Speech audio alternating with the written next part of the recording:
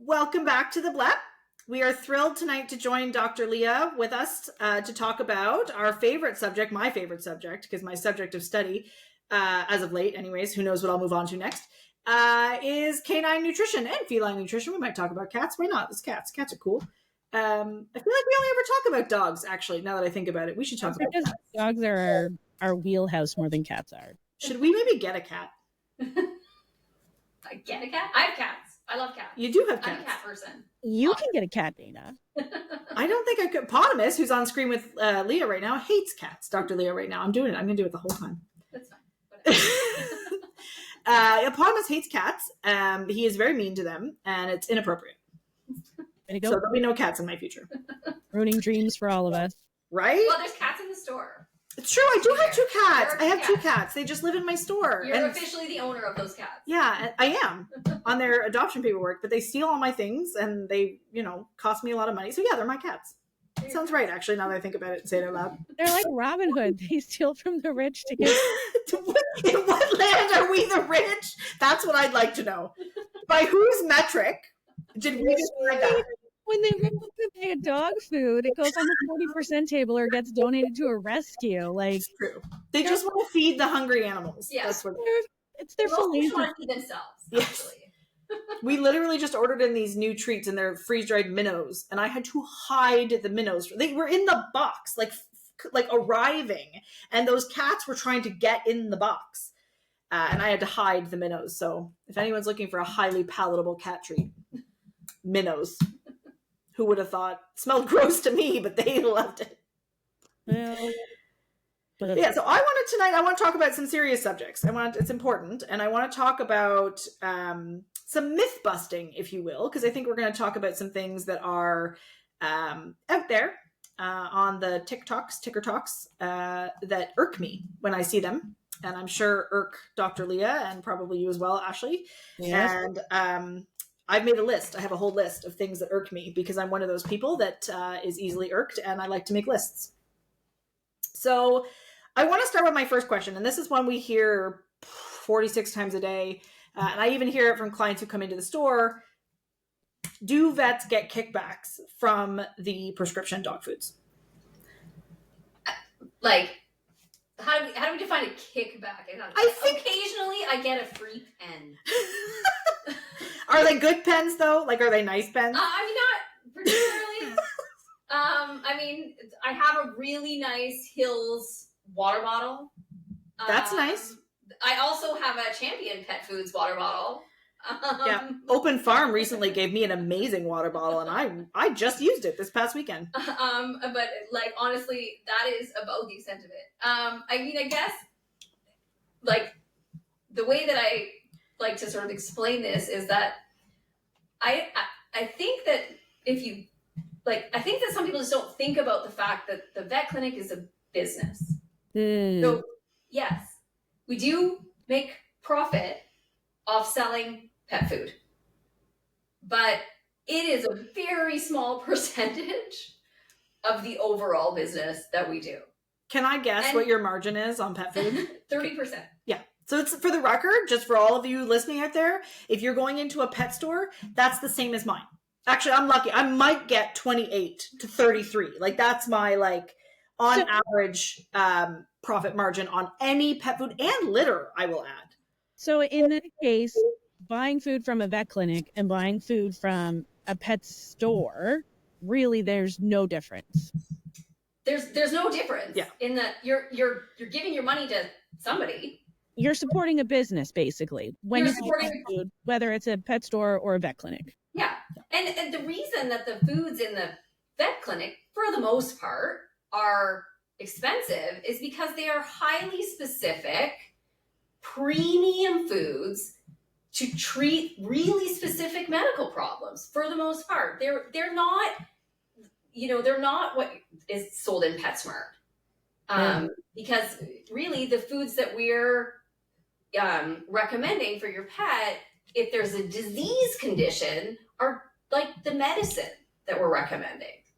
And yes, those foods are, there's a lot of research and development and cost behind making those foods. So yes, they do cost more, but they would cost more if you bought them at PetSmart too.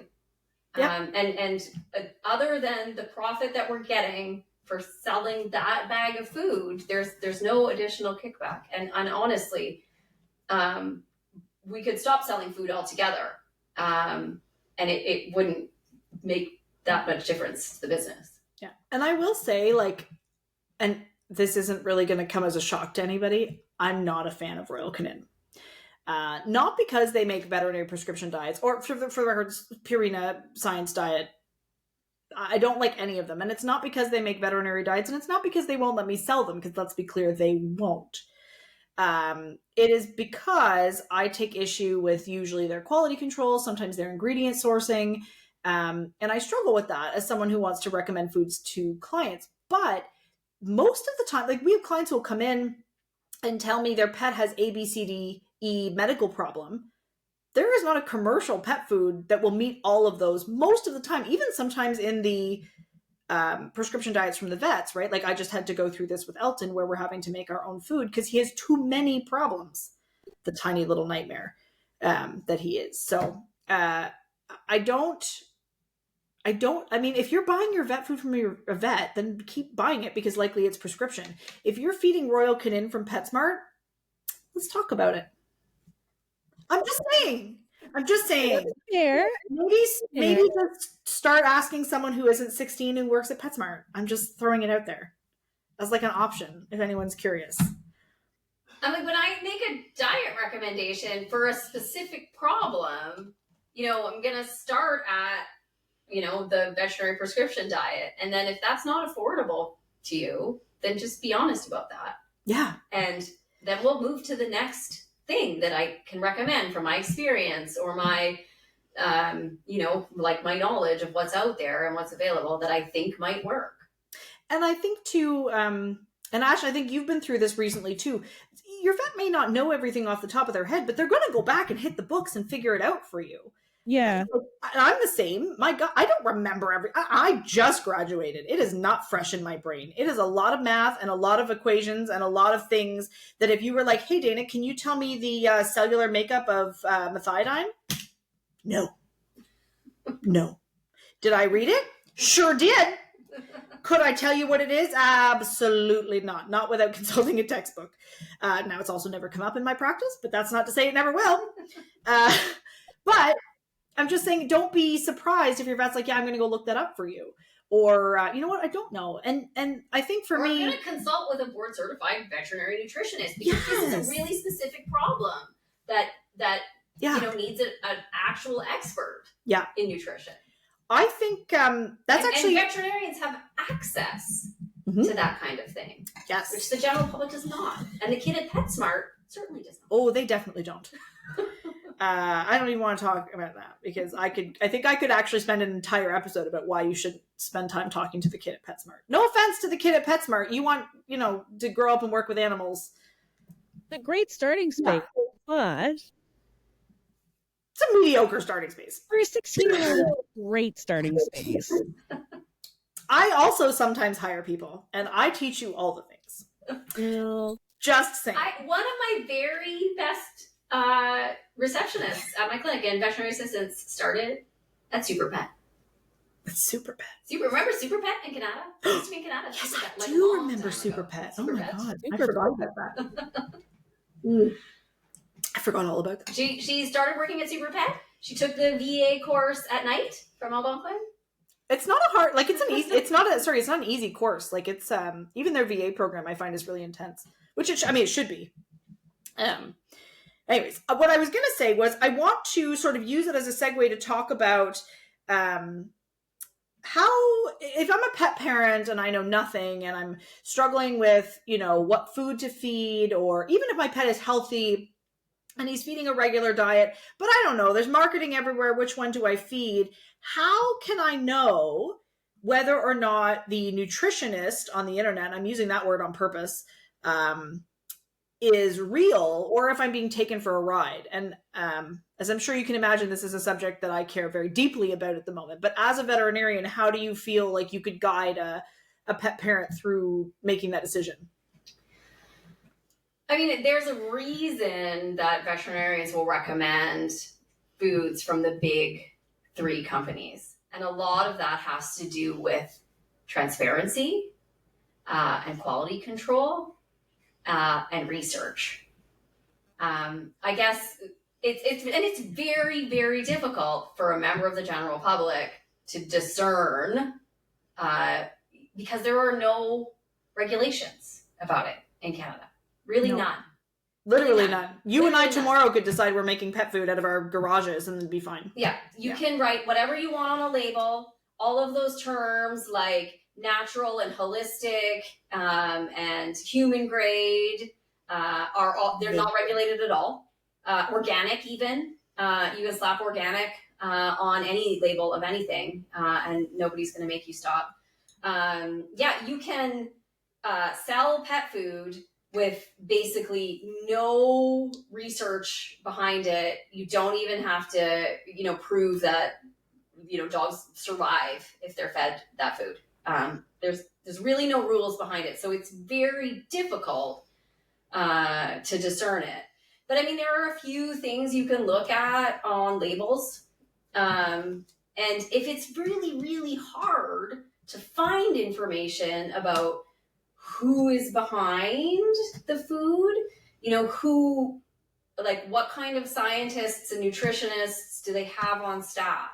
Do they employ veterinarians? Have they done actual feeding trials, which means that their diets have been fed to actual animals, and they've proven that it does what they say it does.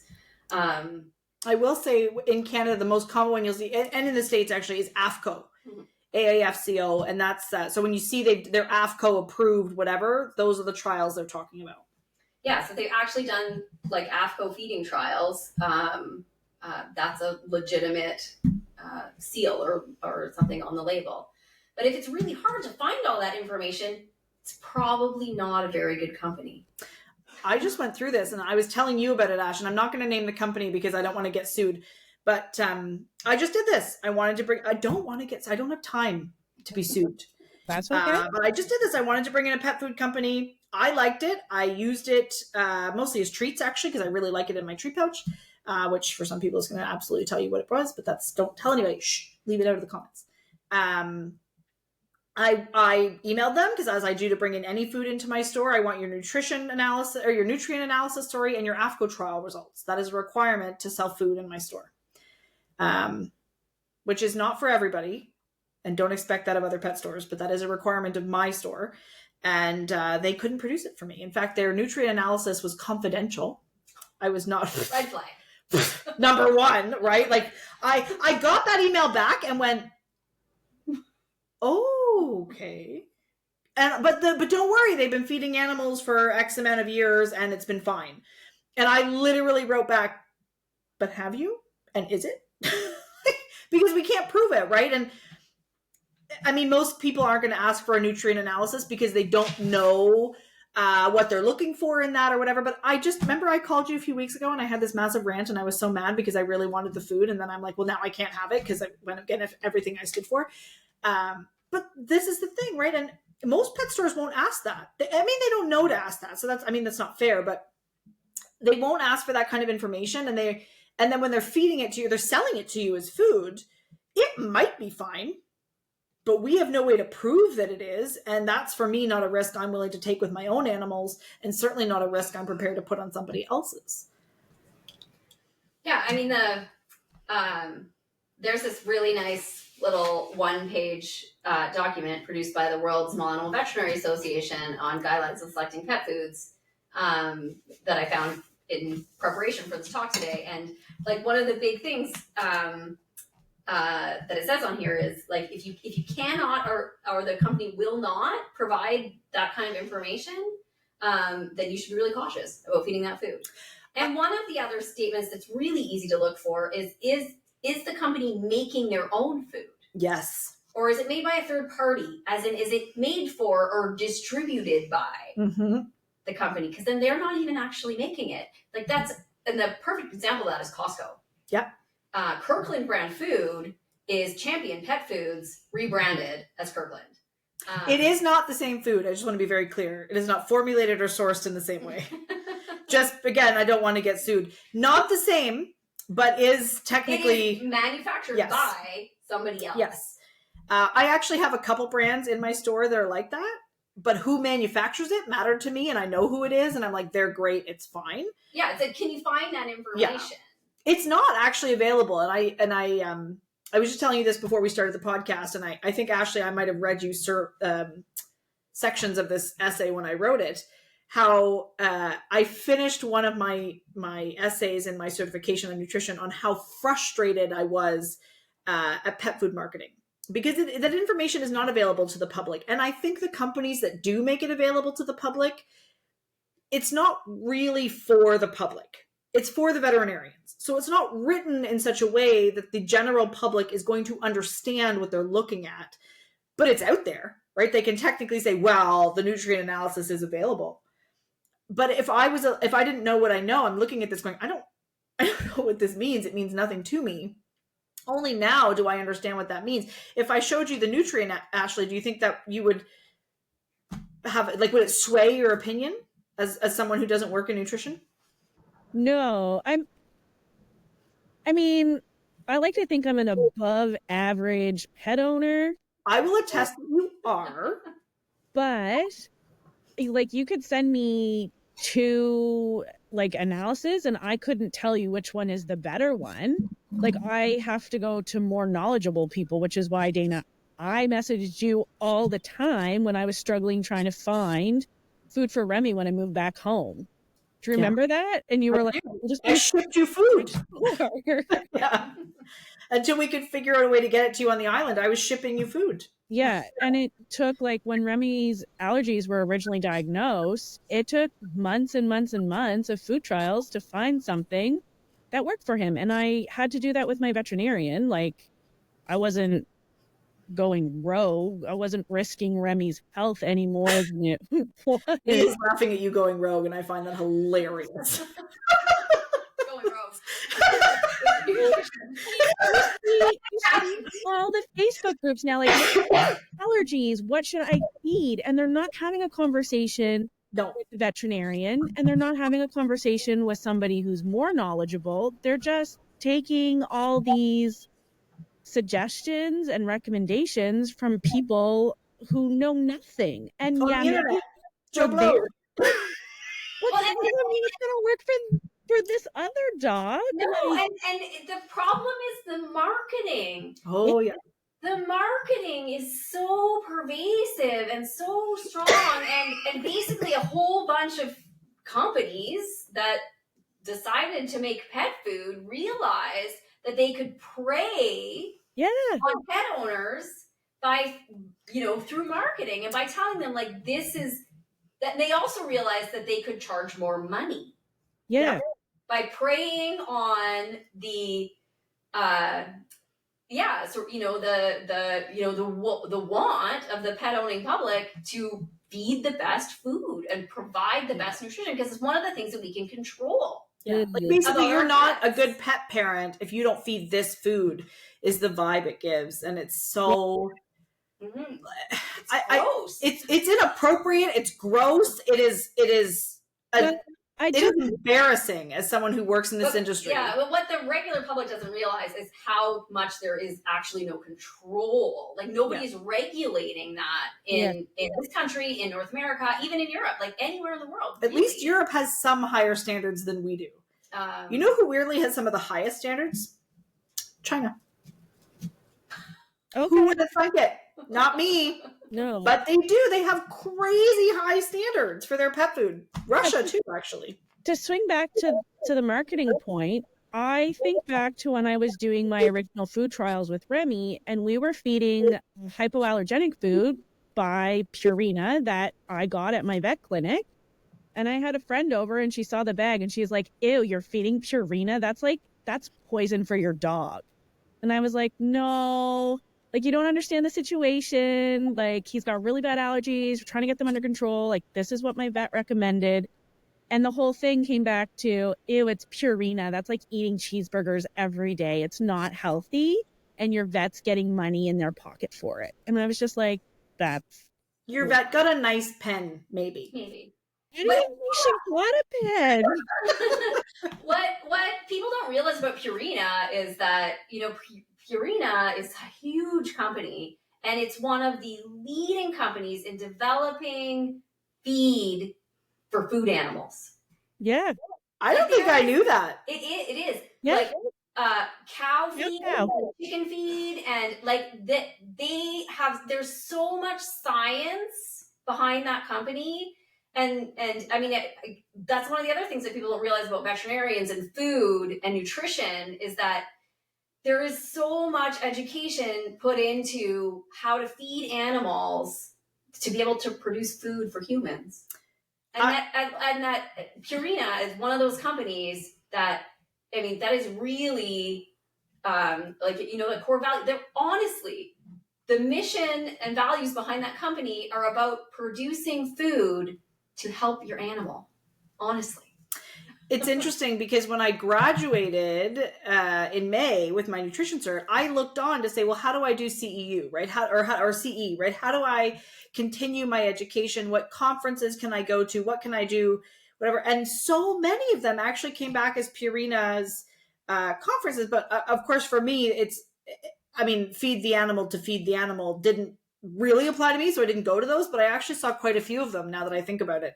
I didn't go because I don't feed cows. I mean, you could probably call me for a cow nutrition. I could maybe figure it out. That diet. You can call me for that one. You can call Ashley for that one. Yeah, that's probably more like it. Probably.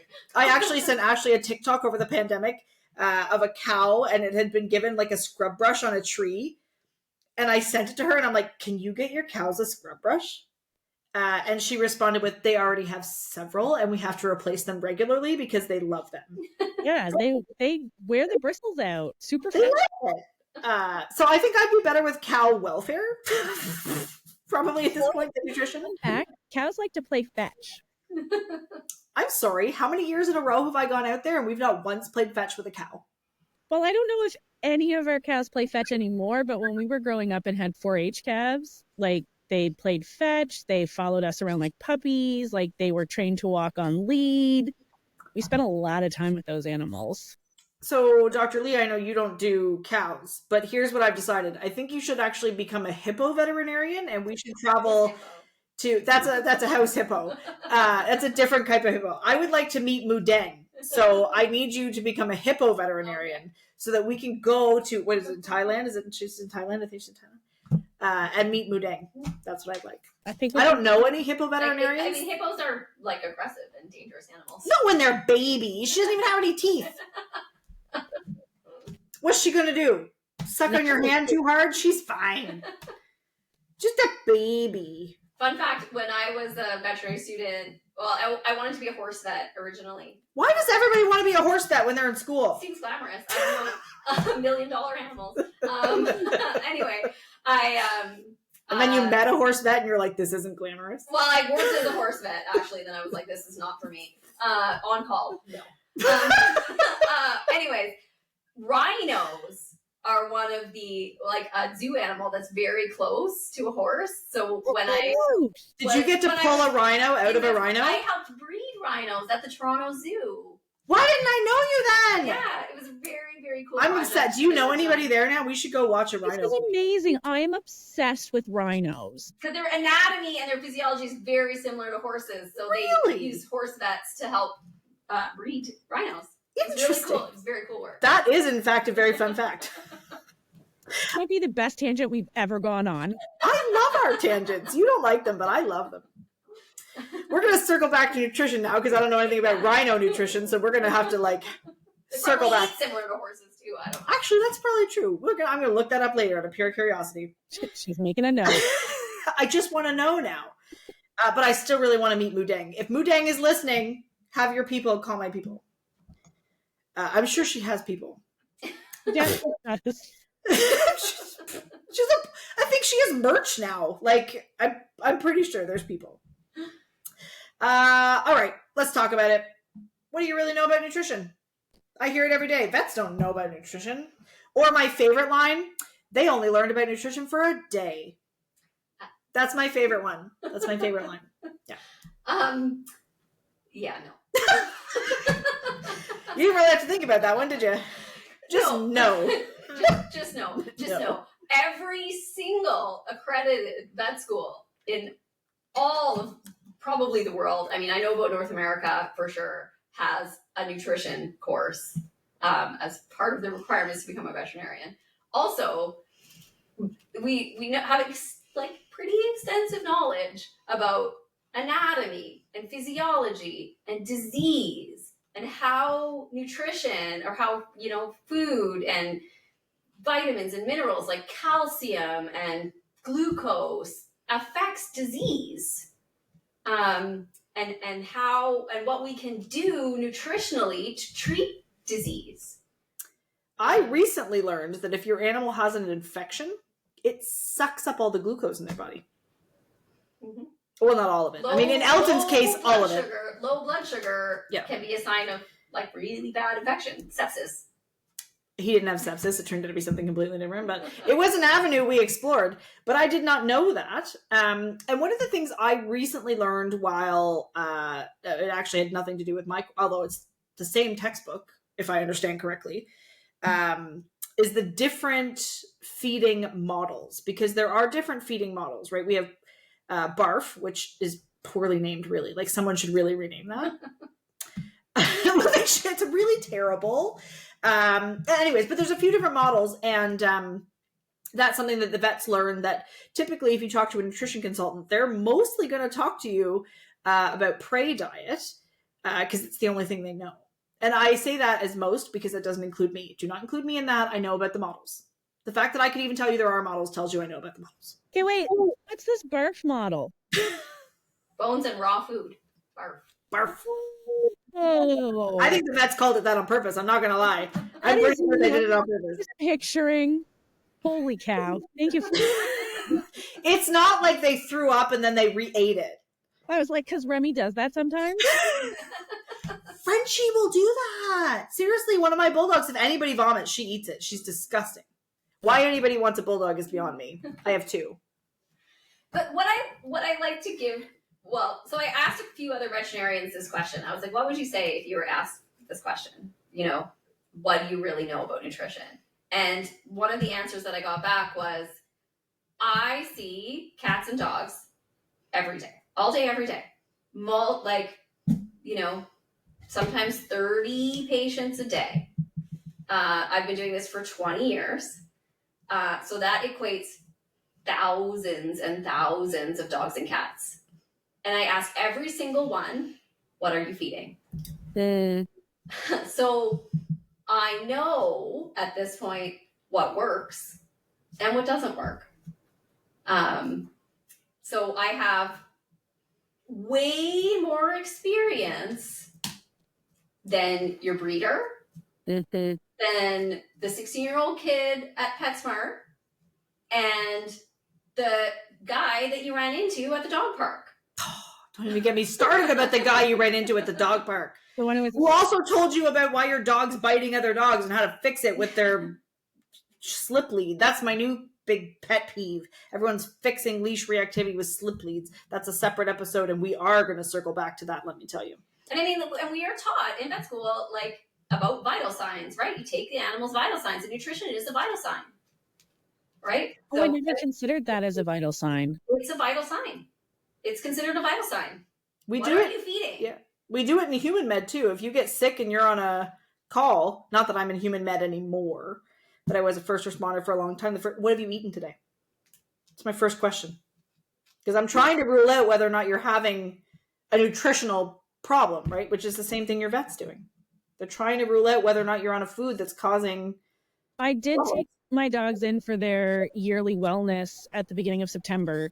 And we did see a vet that we don't see regularly because my regular vet was out sick. That face was on purpose. I want everyone to see that I made that face. See your regular veterinarian.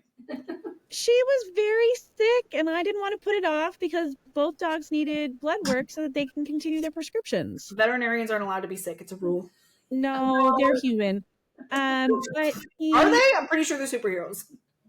With a touch of humanness in them. But he asked me, he was like, and what are you feeding your dogs? And I mean, It's something that comes up at every single vet appointment for Remy because of his outrageous allergies. And he's still on Venectal P, even with the allergies, right, for the environmental portion? Yeah. Yeah, every day he gets a Venectal P. Yeah. But we had the best discussion about like Remy's prescription, what he's eating, his water intake, signs I should look for that like his things are going south. Like it was the most productive conversation I've had in a long time. Did he agree with my recommendations for Remy? Being I'm going to say a brand now. Whatever. Open Farm sponsor our podcast. Did he agree with my Open Farm insect and plant rotation? He likes Open Farm. He really does. Well, look at him on the wall of fame. I like it. Forget your regular veterinarian. See him from now on. Yeah, come to Summerside PEI. She's only available on Saturdays. We had a conversation, and he was like, have you tried, like these other foods? And I was like, yes, we've done like unique proteins, we've done single proteins, we've done like everything, and this is what works the best. And you can see in his charts, and he was scrolling through and he's like, holy cow, there's a lot here. I was like, yeah, there is, because that's what I do. But it was like, the conversation was amazing. I never felt judged for, feeding what I feed in conjunction with my regular vet, what we had decided works best. And it was amazing. I loved it. That's good to hear, though, because as soon as you said I saw a vet that wasn't my regular, I'm like, oh God, no, run away. No, he was actually wonderful. He did Nigel's surgery last year, his eye surgery. Oh. When I was in Mexico with you. Precious Nine. I remember that. Yeah. Why were we in Mexico? Oh, right. Tasha's non-wedding. Yeah. Coming back. I was like, I didn't go to Mexico with you last year, but yes, I did. That was the first thing he did when he got in the room. He like saw Nigel. He was like, oh, look at his face. His eye looks amazing. And he like grabbed his cheeks and kissed him. And I was like, I like this. You know what? Now that I think about it, Dr. Leah, you never kissed the cheeks of my pets. Yeah, I'm not. I don't. Yeah. I mean, in fairness, I'm not a kisser. I'm not a dog kisser. I also usually as evidenced by these like rotten teeth in here. Okay, but he's the only one. Nigel does not have any rotten teeth. I'm really impressed. Go get my clean tooth dog. It's kissable. I have clean teeth dog. That one Elton keeps sucking up all my money. I guess, one of the other things, like one of the other points I wanted to make on this topic about like what does your vet actually know about nutrition and why are they making recommendations that they do? I want to remind people that veterinary medicine is not for the faint of heart. Like given the training, the stress, the debt, the lack of appreciation. Yeah, that goes into this profession, that we would never sacrifice our sort of ethics. And honestly, your veterinarian has taken an oath. Yeah. And it's about animal health, and we wouldn't sacrifice any of that to sell you a bag of pet food. Yeah. I think people often forget that. You guys did take oaths. Yeah. Maybe they haven't forgotten. Maybe they just don't know. Yeah, maybe they just don't know. But honestly, your veterinarian honestly cares about the health of your animal. Yeah. And if they wanted to just make money, they would have become dentists. Okay. And you know what? I'm going to come to the defense here of the Royal Canins and the Purinas and Science Diets of the world, much to everyone's surprise. Insert shocked face here. I'm going to do it. They pay to do the research. They do. They pay to do, and I don't want to, if any of you have ever worked in academia, you know how much that type of research costs. I'm not talking hundreds of dollars. I'm talking tens to hundreds of thousands of dollars. Millions of dollars. Millions. So yeah, if they're running big enough trials, which they should be, these trials are unimaginably expensive and they're paying to do them. Do I still think they could do better in terms of ingredient sourcing and quality control? Of course I do. But I have respect for the fact that they've done the research. And if someone comes into me and says, they come in for a nutrition consult, which happens sometimes, and they just want a second opinion. Their vet has said, they need to feed this food because whatever, and they'll come to me for consult and they'll say, hey, do you agree? Sometimes I do. Honestly, like they'll come in and say this problem's happening and my vet wants me to feed this food. What do you think? And I say to them, yeah, you need to feed the food your vet's fed. Your vet's recommending, because they did the research, and sometimes medical conditions just aren't, there's nothing I can do for you. Even if I wrote you a homemade diet, it isn't going to help your pet the way that this diet is, that has specifically been researched to help this problem. And I don't mean they did the research once. I mean, they keep doing the research and they keep innovating. And again, I say this as someone who isn't a fan, but you got to give them props where they have props. And this is one of those areas. Do you know the story of Hill's Pet Food? Do you know the history? I know a brief history, probably not the whole thing. I don't know anything. Tell me. So Hill's Pet Food. So Dr. Mark Morris, who is like sort of the founder of Hill's Pet Food, was a veterinarian in New Jersey in like the 1930s. Oh my God, it just hit me, the Mark Morris Institute. Yes, the Mark Morris Institute is named for Mark Morris. Is it actually? Yes. Like I didn't just imagine that connection? Nope. That's where I wanted to study and they wouldn't let me because I'm not a veterinarian. So Dr. Mark Morris was a veterinarian in New Jersey in the 1930s, and he had a patient who, his name was Buddy, who was one of the very Of course first, his name was Buddy. Yeah, Buddy the dog. One of the very first seeing eye dogs in the United States.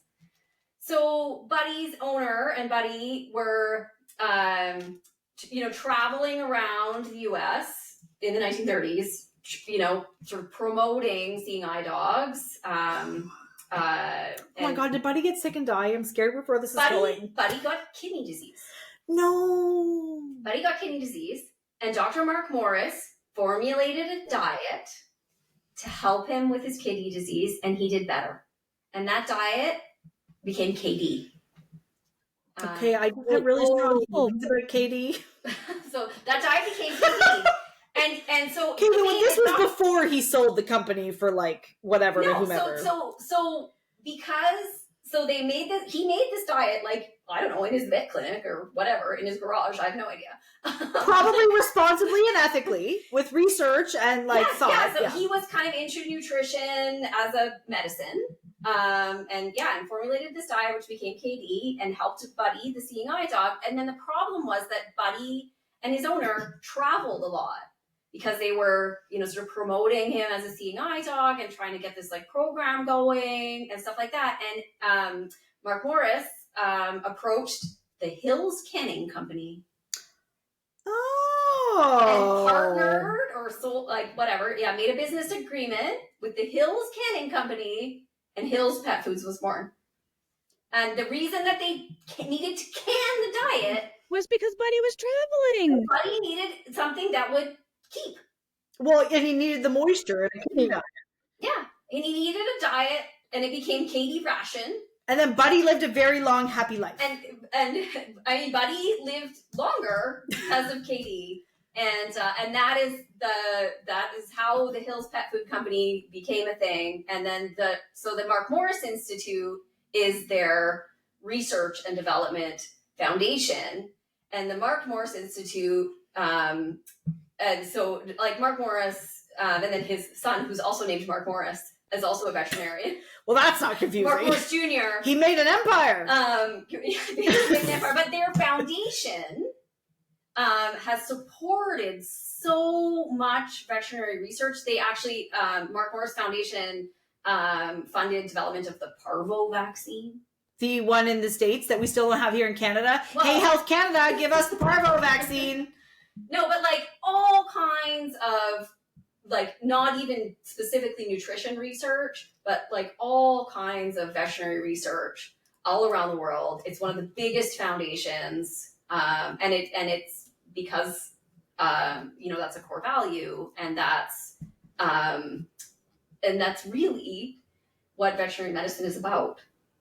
I love that story. And it's a great story. That's a great story. I love that. And I'm just going to say this. My distaste for those big three does not come from their values, their veterinarians, the people on the front lines who just want to do right by the animals, the veterinarians that recommend it. It doesn't come from any of that. And it doesn't, let me be very clear here, come from a distrust of vet med, because I love my vet med team. Love them. Literally talk to them every day. It's my whole life. And not just about my own pets, but the other pets that we service. And Ashley does too, right, with the rescue. And I love my vet med team and the people we work with. I think this was what comes from when you sell your idea to a big company, right? And I think I love that story. It's so beautiful. There's also like an economy of scale. Of course. At some point, yes, right? absolutely. And one of the things to remember about pet food is that really it's about convenience. Yeah. And that's why they canned the diet. Do you want to hear a fun story about how... That's why it's made into kibble. Do you want to hear about how kibble was actually made? Do you want to hear about how that was? I can tell you. So in the 1940s, when... we're all going stories here. We're doing history today. History. Everybody sign up. We're doing a history lesson. In the 1940s, when World War II was happening, there was a very serious shortage of tin, and therefore canning had stopped, and kibble was made. It was out of convenience to the people whose husbands were fighting in wars and wives were at home with 16 children, because back there you weren't allowed to have birth control. I don't even think birth control existed. And you were just supposed to pump out babies. So that's what you did. And then you were at home with 46 children and you needed to, my number is just going to keep growing in children as we go on. And you had to feed the dog, right? So what turned into table scraps that then eventually turned into can, that then eventually turned into kibble, was 100% out of convenience for people and a lack of tin, because we needed it for war. But we needed to make a product that was easy to feed, that was nutritionally complete, that was shelf stable for a certain amount of time. You know, it's really about convenience, and this is a good segue into feeding raw food. I was just about to say that. It's like you read my mind. So why? Because I mean, I literally just went through. I'm going through this right now. For those of you who don't know, I told you about Elton. I think in the We're Back episode, Elton is a freaking nightmare. I don't know where he is. He's probably sleeping somewhere. He's more lemon than Remy is, which is hopefully he's alive wherever it is that he's. Right now. Hopefully he's alive wherever it is that he's snoozing. He's in his. I mean, he might be in the pineapple. I can't actually see that from here. But Elton's glucose levels, or his sugar, kept dropping to, like, he loses consciousness levels. So we had to, do all the things. Literally, that's the face he made. Literally, his tongue hanging out. Yeah. Like trying to be alive, but he's not really. So he peed all over me. And Dr. Leah literally walked into the room and I said, I didn't smell like this when I got here. Literally, that was what I said to her. One of my technicians walked into the room with Dayna, and Elton's like this, and she's like, I'm just gonna take him to the back. You know that's never good. It's never good. I literally instantly started bawling. In fairness, she stopped. She did. She was so good. She's like, are you? And I'm like, no, go. It's just me. Like, just go. It's fine. It was just me, because I know that's really bad, right? So anyways, but I saw an internist. We're now trying to find a veterinary nutritionist. By the way, if you're a veterinary nutritionist and you're listening and you're not immediately anti-raw food, I would like to book a consultation with you. But we had to make a homemade diet for Elton, because he is a nightmare, a literal nightmare. Unless you're a billionaire, in which case you could pay for all of his medical bills if you didn't have insurance. Thank you, Trepanion. Also sponsor our podcast. What? I'm going to do what I can do here. And this is the thing, right? And I'm struggling to find, and I mean, thank God I've had an amazing medical team who has not judged our nutritional choices. Although educated as they may be, nobody in his immediate typical primary medical team has said anything. But as I go into new specialists and new veterinarians who don't know who I am, they don't know my education, they don't know what raw food we feed or their history or anything about the brand, we get judged and we get told that that's the problem. They don't even know why we're there yet, but it's the raw food. And I hear that every day too. I literally had a client come in and say their dog was told they couldn't continue their raw food diet that they bought from me, so you know it was good, because the dog had epilepsy. So why? Why don't veterinarians feel comfortable with fresh or raw food diets? So, I mean, I would say that I think, my opinion is that most veterinarians do have an open mind about raw food, but the problem is that we have also seen the really terrible things that can happen with raw food. I'll give you that. I don't disagree. Right? Like the bloody diarrhea. Oh, and it smells so terrible. From raw food. It has a special smell Like when when it's like that. I have a guy who comes in who tells me that he feeds raw food sometimes and he defrosts it and he keeps it in his fridge for like a month, but the expiry date says like, you know, March of next year, and I'm like, no, that's the expiry date if it stays frozen. Oh, I just about threw up in my mouth just there. Like, would you eat that yourself? That raw beef that's been sitting in your fridge for a month? Well, like, and and then you're talking bloody diarrhea. I don't understand the logic. Well, they just people don't know what they don't know. I literally am feeling nauseous right now. Like that made me feel so nauseous. And I mean, I would say that raw food can be done really well, but you have to do the same kind of research. Yes. What company is behind it? What is their quality control? What kind of batch testing are they doing? To be clear, with raw food, it should be every batch. That is the only right answer. If they're not batch testing every batch, say no. Like, you cannot buy your raw food from some guy in a truck and then feed that to your dog and expect that to be a well-balanced diet. I'm going to go ahead and guess that guy in the truck, because there is one, just so you're aware, all of you who are listening near where we live, he's the guy in the truck. He's like on a van. He's probably not listening, but if you are listening and you buy your food from him, please, for the love of God, stop. You're making raw feeding difficult for the rest of us. So the same tenets apply. Like, where is the food coming from? Who's making the diets? What is their nutritional claim? And then there's a very large and very important food safety component to feeding raw food that you just need to be aware of. There's very, very good research that shows that dogs that are fed raw food and cats that are fed raw food shed things like salmonella in their feces, salmonella in their saliva. So one veterinarian that I spoke to about this topic said her analogy is, imagine you took a towel and rubbed it on a piece of raw chicken, and then you rub that towel everywhere that your dog goes in the house. And then you let that dog that ate that raw chicken lick your toddler's face. I mean, we all know as like adults who cook food that that's not very good food safety. That's terrible food safety. It's like abysmal food safety is what it is. Right? So if there are people in your house who are like young children, immunocompromised, if you cannot adhere to really strict food safety guidelines when you're feeding raw, you shouldn't do it. It takes a lot of work to feed raw food. And I will say too, I was reading an FAQ page from a veterinary nutritionist because I'm supposed to hire one. That's been a struggle. Again, if you're listening and you happen to be board certified veterinary nutritionist and you're not against raw food, please call me. But I read in their thing, they put a very nice note actually that I agreed with. It was probably actually the only thing I agreed with in their anti-raw FAQs, about bowl selection. Because that's also a really big thing. Like when we think food safety, we think counters, we think utensils. We forget that their bowl matters as well. Also, if you're feeding out of a plastic bowl in general, even if you're feeding kibble, please just stop doing that. Stop it. Just stop. Like, you have a problem with chin acne or cat knee. dermatitis around the face. Yeah, cat knee. Yeah. Please, it's your plastic bowls. Yeah, please stop buying plastic bowls. Just in general. But she made a very good point in this FAQ about how plastic bowls sort of keep bacteria in them even after they come out of a dishwasher. Mm-hmm. And it's the same reason we tell you not to store your kibble in plastic containers, right? As plastic ages, A, it leaches, B, you scratch it as you clean it. If assuming you are cleaning it, please also clean your plastic. If you're going to not listen to us, at least do that. Like a bare minimum. A low bar, people, clean your plastic. But it gets in there and it stays in there. And even if you run it through the dishwasher, it's really hard to keep plastic clean. There's a really excellent study out of the University of Guelph, so in Ontario, Dr. Scott Weiss's lab.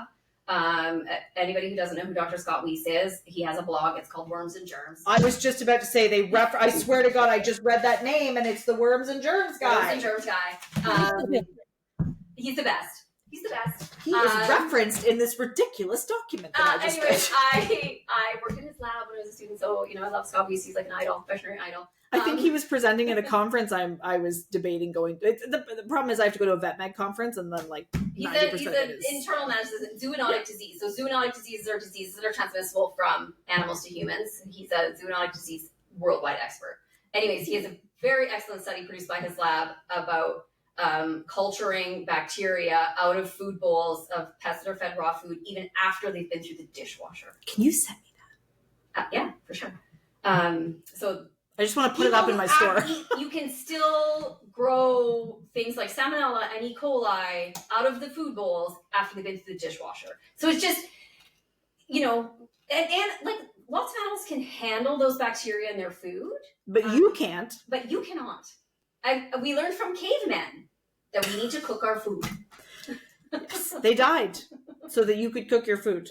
On fire. Remember when man discovered fire? Of course it was men that discovered fire. I'm just going to say it. Bullshit. We don't really know it was a man. We don't. The women were doing the cooking. I don't know what you're talking about. Agreed. We still are. Not in my house. I don't cook. Except for my dog. What? It's true. I literally sent Dr. Lee a picture and I'm like, look what we're doing. And she's like, it's Tuesday. Is this really what you're doing? And I'm like, yes. Tuesday night fun, making dog food. But not everybody is as dedicated as Dayna to making their dog's food. It's just me every Tuesday. So, I don't think most. I mean, I can only speak for myself. I'm not against people feeding raw food. As long as it comes from a good place. It needs to come from a good source. You need to do it properly. You need to be aware of the risks. I do note it in the files. All of our medical records are we note that. But you're not coming out in hazmat gear when someone tells you they feed raw. No. I won't let your dog lick my face, but I won't anyway, so. I actually barely let my dogs lick my face. And that's not because they're raw fed. That's just because they stanky. I let my dogs lick my face all the I actually let your dogs lick my face, in fairness. Honestly, it wasn't optional. So that was one of the best things about COVID times was that we had masks all the time, and the dog could just lick the mask. As someone who just got over the plague, I think we should bring masks back. I'm just saying. I could go without not having that. I'm still coughing. You all just heard it on this podcast, and it's been a month. How do I get rid of it? I know how to get rid of it. It's tea and drugs. Rest, and maybe rest. That's not possible. Stop prescribing me things I can't do. I need drugs. Okay, Potamus, you're gonna get down. Oh yeah, he gets tired. He's restless now. Yeah, it's true that in fairness, the human doctors also told me rest, and I'm like, LOL. That's not a thing. Rest. That's a thing of fairy tales. I want to talk about it. I'm going to do it. Oh. What's the deal with corn? No, grains. No, we need to talk about DCM and grains. Okay, fine. DCM and grains, and then corn. I just been paying for this at the pet store. Did you? Oh, you did. You were telling me about this. Somebody yelled at you. Tell me the story.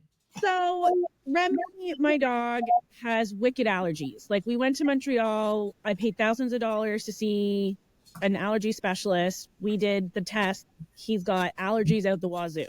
To everything, literally everything. Wasn't he allergic to like air or something? He's allergic to birch trees and grass and cats and some dust mites and meat proteins, and like the list is like 47 things long. The list of what he's not allergic to is much shorter.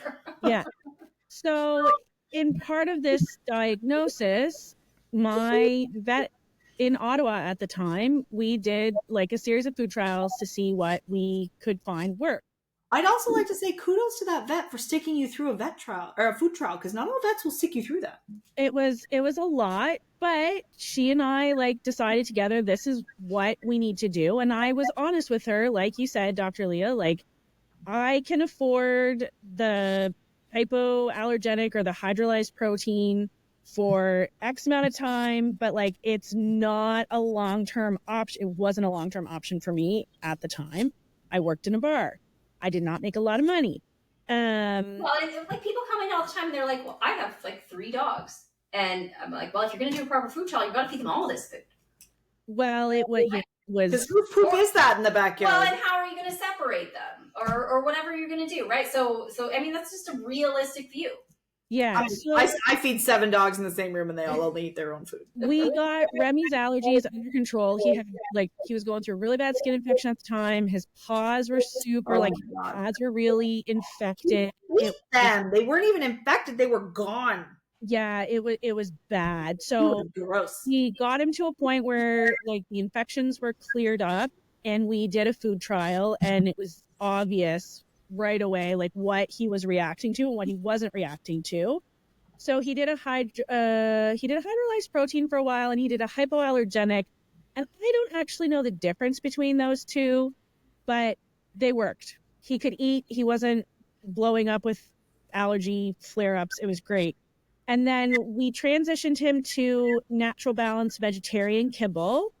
And he was on that for a really long time until I moved to and did well. Yeah, he did really well. Until I moved to PEI and I didn't have like a regular secure source of it anymore except for Dayna's store. And then I did across the country. She paid the shipping. It was bananas. I was like, I don't understand why you can't just buy this food. Like, why is it showing up at the door? And I was like, that's what's the great thing about having a best friend with a pet store. And then I was able to slowly migrate him to open farm, and we alternate between the plant and the black fly? Black soldier fly. Yes. And he does really well on that combination. But I was at the pet store and I was buying a bag of the open farm plant. And the lady was like, this lady walked by and she's like, a random lady. She didn't work there. Oh yeah, she didn't work there. I didn't know her. She was a stranger. And she was like, are you a vegan? Don't put your veganism crap on your dog. Your veganism is contagious. You can't force your dog to eat vegan just because you're vegan. And I looked at her and I was like, first of all, I live on a beef farm, so no, definitely not vegan. Second of all, my dog is allergic to literally everything, and this is one of the few things he can eat and do well on. And she was like, oh yeah, likely story. And I was like, you weren't there when I paid the thousands of dollars in Montreal, DVM or DMV, whatever it is. DMV. I can never remember because DMV makes me think it's a car thing, and DVM, I'm like, no, that's a vet. It can't be the same thing. French You weren't there when I paid the thousands of dollars for his allergy testing. You weren't there when I went through the food trials. You weren't there when he blew up in skin infections. Like, you don't get a say. You can't judge me. Like, take a hike. Well, I'm like, who are you? Go away. Like, that's crazy. Like, I don't need judgment on this. Like, he's 14 years old. He's healthy. His blood work at the beginning of September came back really, like, I was happy with it. He's like in phenomenal shape considering he's a he is just a special boy. There's no lemoning. I often tell him he's lucky he ended up with me because he doesn't like other dogs. He's super allergic to everything. He gets car sick at the drop of a hat. And perfect. Oh, it's so bad. And if he was with anybody else, they'd probably give him back to the shelter. Probably. Yeah. Was this my heart dog was a boxer who had horrendous allergies. Did he also have heart problems and cancer? Cancer was the thing that did get her in the end. But boxers. I bought her from a client who wanted to euthanize her because of her allergies. Because of allergies? Because her allergies are so expensive. It's so expensive. Okay, but like euthanasia is not the answer. No, obviously. Surrender. Yeah. And I was just like, I'm going to find this dog a new home. And then I was like, I'm going to find you a home. And you did find her a new home. The best home. But I'm not going to lie. When I was struggling to get Remy's allergies under control and we were trying different foods and we went through the gamut of allergy meds, like, I had that conversation with my vet. He's not thriving. He has zero quality of life right now. How long can I do this before I have to consider youthing him because he's just not a happy, healthy dog? Yeah. It was a really shitty conversation to have. And thankfully, she was like, if it gets to that point, I will bring it up. But I think it's worth pursuing this line for a few more weeks at least to see if there's any hint of improvement. Because once we have a hint, we can build on that. And we did, thankfully. But, like, it was a shitty thing to consider, having to euthanize the very first dog I'd ever owned myself, other than family dogs. And I lived alone in Ottawa with no family. He was literally the only reason I got out of bed in the morning. So, anyways, And this was before you worked for DPS. We did not know each other. no, we didn't. And my life was very much not as great as it is now. You're But welcome. that lady in the pet store aisle like lectured me about DCM. She's like, your dog's gonna die because of DCM. And I was Did like, she work for a vet college? that's not my concern. Like, he's 14, he's good. Also, just to be clear, the plant-based diet isn't grain-free. Yeah, so that's a perfect story, Ashley. Perfect. Because the overwhelming majority of allergies in dogs are due to protein ingredients. Yeah. Protein ingredients: chicken, beef, lamb, pork. The meat ingredient in the diet, I'm telling you, your dog does not have a gluten sensitivity. That is a marketing ploy. You have a gluten sensitivity. And the unethical pet food companies have preyed on that. They have preyed on that to market, because we think we should eat less grains and less carbohydrates to be healthier humans. But unhappier. Definitely. What? I'm not giving up bread, and you can't make me. So they've marketed that as pet, and because there is a pet obesity epidemic. Oh, Yeah. sure. There still is. People have translated that to their pet foods and think that feeding less grains is going to make, or feeding no grains is going to make their pet healthier. Here's my question, though. Wheat is bad and corn is bad. Corn isn't even a grain. No, it's Technically, it's a fiber. And it's a protein ingredient in a lot of foods. Cornmeal is a protein ingredient. It's a plant protein ingredient. It has essential amino acids that are important. Yeah, but can I get them from somewhere else? You could get them from somewhere else. And there for sure could be a corn allergy. Yes, I mean, definitely be a corn allergy. I'm gonna say it again in defense of the corn industry, even though I don't really like you. Rare. Like I if a person came into my store and said my dog has a corn allergy, I'd be like, do you have a vet letter to tell me that that's real? I was literally like, do you have a doctor's note? I mean, that's why a lot of the hypoallergenic or select protein foods are made with rice or potatoes. I want no boo rice. Well, I'm just saying that it's not corn. Fine. And it's because corn is a protein that they could be allergic to. But the vast majority, I want to say 99%. That's probably inaccurate, but good amount. It's almost all of allergies in pets are due to a protein ingredient, and the largest proportion of that is actually chicken. I'm sure most people know that. Chicken sensitivity is pretty pervasive. So it's not the grains. And as much as some of the pet food companies want to vilify the FDA and the veterinarians who have raised the concern about nutritional DCM, it is a real thing. I'm just a small animal vet. Just someone who went to veterinary med school. But I'm just a regular GP vet in a rural suburban practice. Yeah, what do you know after all your schooling? 20 years, like I said. I feel like I have some experience. I have seen cases of nutritional DCM. I've seen it. And reversed it. I have some that I have reversed because I picked it up early enough, because I asked everybody what diet they're feeding. And I know the diets that are implicated in that. And, when I hear a heart murmur, or I see a dog that's coughing and it's feeding a grain-free diet that I know is implicated, I know that this could be DCM. And I have had patients where it's been reversed, and I have actually seen dogs die.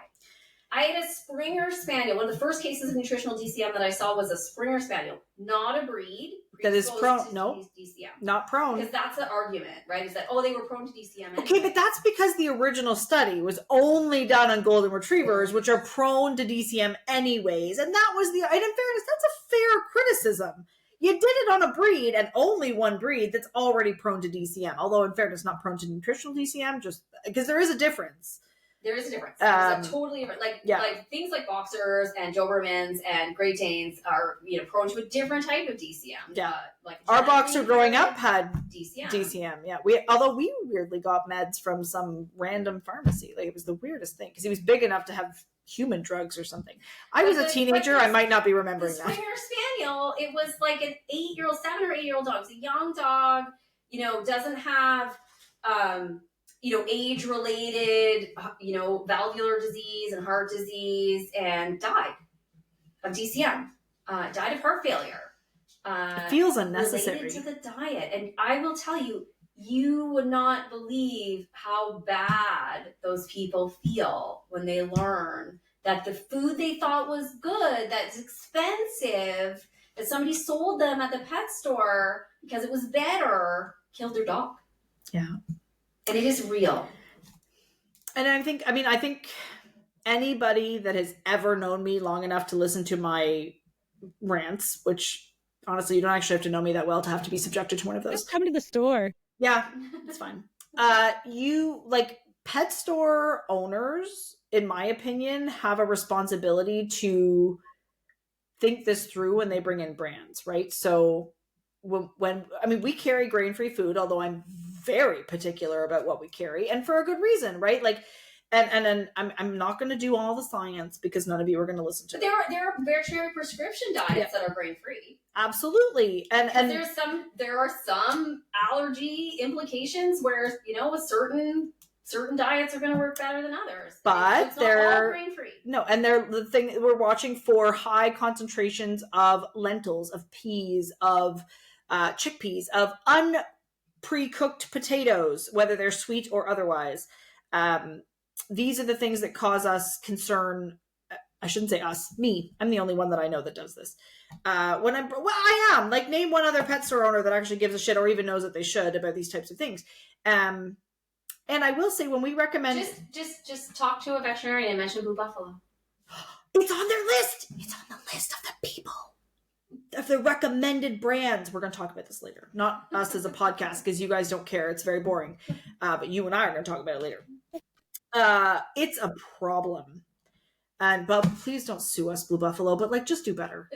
Honestly, like, just... I'm never selling your veterinary diet. Just do better. Like, the fuck are you doing? Honestly. Like, a child is going to see that this isn't very good. Why are your things separate from the food? Anyways, I don't want to talk about it. I could do a whole thing about why this particular brand irritates me. Oh, now we're going to get invited to their factory or sued. Anyways, maybe I'll figure out how to cut this out. I brought that up. It's not. Well, they deserve it. Stop feeding Blue Buffalo if you're feeding their crappy food. Don't sue us. Wait, before we move on. No, I wasn't going to move on. I was circling back to corn. No, but before we go back to corn, when it comes to DCM and feeding grain-free versus not grain-free diets, are there things that pet owners should take into consideration that make their dog more prone to nutritional DCM? Like, is it an age thing? Is it an exercise level thing? No. Is it like ingredients thing? Or is it just any dog can fall prey to nutritional DCM? Yeah. It seems to be any dog. From a lot of the case studies and research that have been done, it can be any dog. I mean, it does need to be fed over a long period of time, right? So, it doesn't happen from one bag of food or 2 bags of food. It takes years. Okay. Of feeding, and like Dayna mentioned, it's the pulses. So lentils, pea protein, chickpeas. It's these alternative protein sources other than plant that those foods are putting in to substitute for like the grain ingredients. For those of you who are super nerds, it is the and I wrote it down so I can get it word for word. Making a diet that's all like 80% chicken or beef is too expensive. Yeah. Also that. So they have to fill it with things like lentils and peas. They don't. Cheaper. There's other things. Cheaper sources of protein, but not nutritionally adequate. They could do better. But for those of you who are super nerds, and I'm sure there's some of you out there, I wrote it down so I can get it exactly correct. It is the lack of sulfur-containing amino acids, which is methionine and cysteine, as those two amino acids are required for dogs to make taurine. And a lack of taurine is what actually causes nutritional DCM. And Dr. Leah can correct me if I'm wrong on that. No, yeah. So you'll see in the treatment of DCM, nutritional DCM, a lot of time it's supplementation of taurine on top of what's in the diet. You'll see sometimes, and again, I'm not going to call it any brands because I don't want to get sued any more than we already might at this point. Well, what the hell? Who cares? We're already in it. Why not get in it? Many brands, if you actually read your pet food label and their grain-free diets, they'll actually add taurine into it. They're trying to get around that, but it doesn't work. It doesn't work because you still are missing the sulfur-containing amino acids, which make the taurine and those the building blocks of taurine. And those lentils and peas and chickpeas are actually going to suck that taurine out, anyways. So that doesn't work. Doesn't work. It's a label lie, if you will. and we know a lot of the early discovery of nutritional DCM in dogs related to these diets comes from cats. Whoa. Yeah. This must be because I don't. You don't like cats. I do. I love my cats.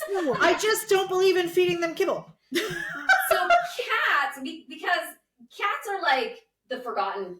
They're like the forgotten kind of pet, right? People don't spend as much money on cats.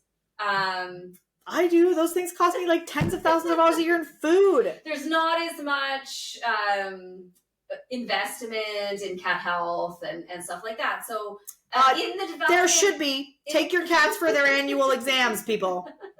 Yes, please. And their damn dentals. Do the dentals on your cats. They want to be able to eat their food. They probably have that. And survive in the wild, etc. Except don't let your cats outside. So when in the development of pet foods, people thought they could feed dog kibble to cats. Cats are not small dogs. No. So cats, because cats are obligate carnivores, right? A dog is an omnivore, similar to a human. Do you want to just explain what obligate carnivore means? So an obligate carnivore means that they can eat like a primarily protein-based diet. But they still need carbohydrate. They still need carbohydrate. Yeah, you still have to give them carbohydrate. They can eat a higher protein diet. Cats are predators. Dogs are scavengers. Not mine. Wild dogs. Mine are potatoes. Whereas cats are hunters. They're much more efficient. Anybody who has a cat goes outside. Stop letting them do that. Anyway, Indoor cats, people. So people thought that they could feed cats dog food. It turns out it's not nutritionally adequate for a cat, and one of the big reasons is because of taurine. So if a cat is fed a diet that does not contain taurine, they get heart disease and heart failure. Fun fact, dogs, taurine is a conditionally essential amino acid, and for cats, it is just an outright essential amino acid in cats. So because dog diets don't always contain taurine, because it's not necessary for a dog. Because technically they should be able to make their own from the methionine and cysteine. Build it from the other building blocks. Yeah. Cats cannot do that. They need taurine in their diet. So for once, dogs are more efficient. When we started to see this trend of these dogs getting nutritional DCM, like all these dogs were getting DCM, which are not breeds that were predisposed, and it started to become an awareness issue and a problem. We looked to the cat problem, and that's how the link was made to taurine and the building blocks for taurine, and related back to the protein, the chicken. Fascinating. Science, man. Bananas science. Nutrition is bananas. And veterinarians. Well, and you have no idea. So as someone who studied nutrition, how many times did I message you being like, can you find me a study about this? Because I would want to know more. And unfortunately, my access is, now it's not, because I subscribe to the Journal of Animal Science. But at the time as a student, I did not, because it's very expensive. But I would message Dr. Leah and be like, hey, I'm writing a paper about blah, blah. Do you have any resources for whatever? And she would spit out these articles that I would spend hours reading through them, because I'm a bit of a nerd, it turns out.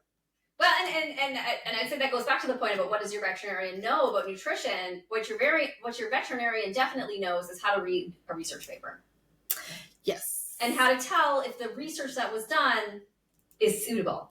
Yeah. or if it was a good study, and if it, if they're saying, if their claim is supported by that research, and that's really like at the core of it. What that knowledge that your veterinarian has, they can discern good research and participate in it. I will add, mm-hmm. which is just cool. Again, nerd. But yeah, that's sort of the, how nutritional DCM became a thing. It has to do with gluten intolerance in people and marketing, and pet foods that don't contain the proper building blocks for taurine. I'm gonna say it, and I'm probably still gonna get hate on the internet for it. There are still some grain-free diets if you're out there in the world and believe that you and your dog share gluten intolerance. While I'm rolling my eyes at you, there are still grain-free diets if you must feed grain-free. Well, and if you're like, actually, if your pet has a documented allergy, there are diets. There might be a reason you need to feed one of those diets, that doesn't contain corn, or doesn't contain grains, or doesn't contain certain proteins, or whatever it is. And you've done some food trials and you've talked to your vet about it. But your average dog, doodle that doesn't have any documented allergies doesn't need to be fed a grain-free diet. And if I have to hear one more time that your doodle puppy who is 16 weeks old can't have chicken because its mom is allergic to chicken, I'm going to start throwing things. Oh, that's a good question. Aren't allergies hereditary in animals? Kinda, but not really. They could be. There are lines of dogs that, that's like allergies. But Dalmatians is a kind of good one for nutritional hereditariness. Yeah, but right? it's a complicated inheritance. So not necessarily. So the answer to the general public, no. If your dog's mom was allergic to chicken, your dog can still have chicken. Also, at 16 weeks old, it's not allergic to anything. Well, I'm just feed it the food I told you to feed it and leave me alone. But so, like, swinging back to your dog is 16 weeks old, it's not allergic to anything. Remy really didn't start presenting any like allergy anything until he was like 3, almost 4 years old. And before that, like, I just fed him an average dog food, no issues whatsoever. And then it just kind of happened all of a sudden. He was a mess. Because it's repeated exposure to the allergens that creates that immune response, which leads to the symptoms, right? So it's like seasonal allergies. Lots of dogs don't have bad seasonal allergies. Like, say, here in our area of Canada, we have a lot of seasonal allergies this time of year, right? Ragweed is a big one. But most of those dogs don't present until they're 3-4 years old with those allergies, because it takes 2 years, 3 years of repeated exposure to the allergen. Yeah. It's one of the reasons I'm so happy more and more brands are coming out with puppy foods that aren't just chicken, so that when dogs are coming in and we need to put them on a properly formulated diet for puppies, we can put them on a diet that we can then rotate proteins even when they're puppies. Unfortunately, they've not yet gone on that track for seniors, who also might not be able to eat chicken, much to my chagrin. But I can't feed Remy a senior style diet. I'm going to say it. Senior diets are bullshit. I mean, most of the added value of a senior diet is the addition of things like glucosamine. Add it yourself and lower the caloric intake. Add it yourself. And yes, and they're lower calorie because senior dogs are less active. Yeah. So the senior food does that part for you. So you can feed still whatever's on the bag and add glucosamine or any other like joint health supplement. Although I like glucosamine for seniors. Although I still like my green-lipped mussels, I'm not going to lie. So same. Yeah, same thing. It's a joint benefit. Yeah. Joint supplement. Feed your seniors a joint supplement. But you can also just feed them an adult food and lower the amount you feed them. And if you're not sure how to do that, reach out to either your veterinarian, because they can absolutely do that math for you, or someone who's a nutrition consultant who's real, who took more than 16 hours of courses. Yeah. I'm not bitter about it. It's fine. I do want to circle back to corn, though. Can we talk about Yes, corn? corn. Here we go. Because I think corn has this. I mean, corn. I love corn. Is it great for me? Not really. Should I eat it every day? Also, probably not. And I think my big issue with corn, although I understand now the nutritional benefits of it, is, I mean, corn got some bad marketing, not because it marketed itself poorly, but because other people marketed corn poorly. But I also think there are other ingredients that I shouldn't say could be, that are better than corn, but they're more expensive. So why corn? What's the deal with corn? I mean, that's exactly right. Again, we go back to the fact that pet food is made for convenience.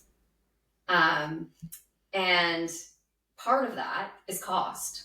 But the pet foods that are primarily corn, are they cost efficient?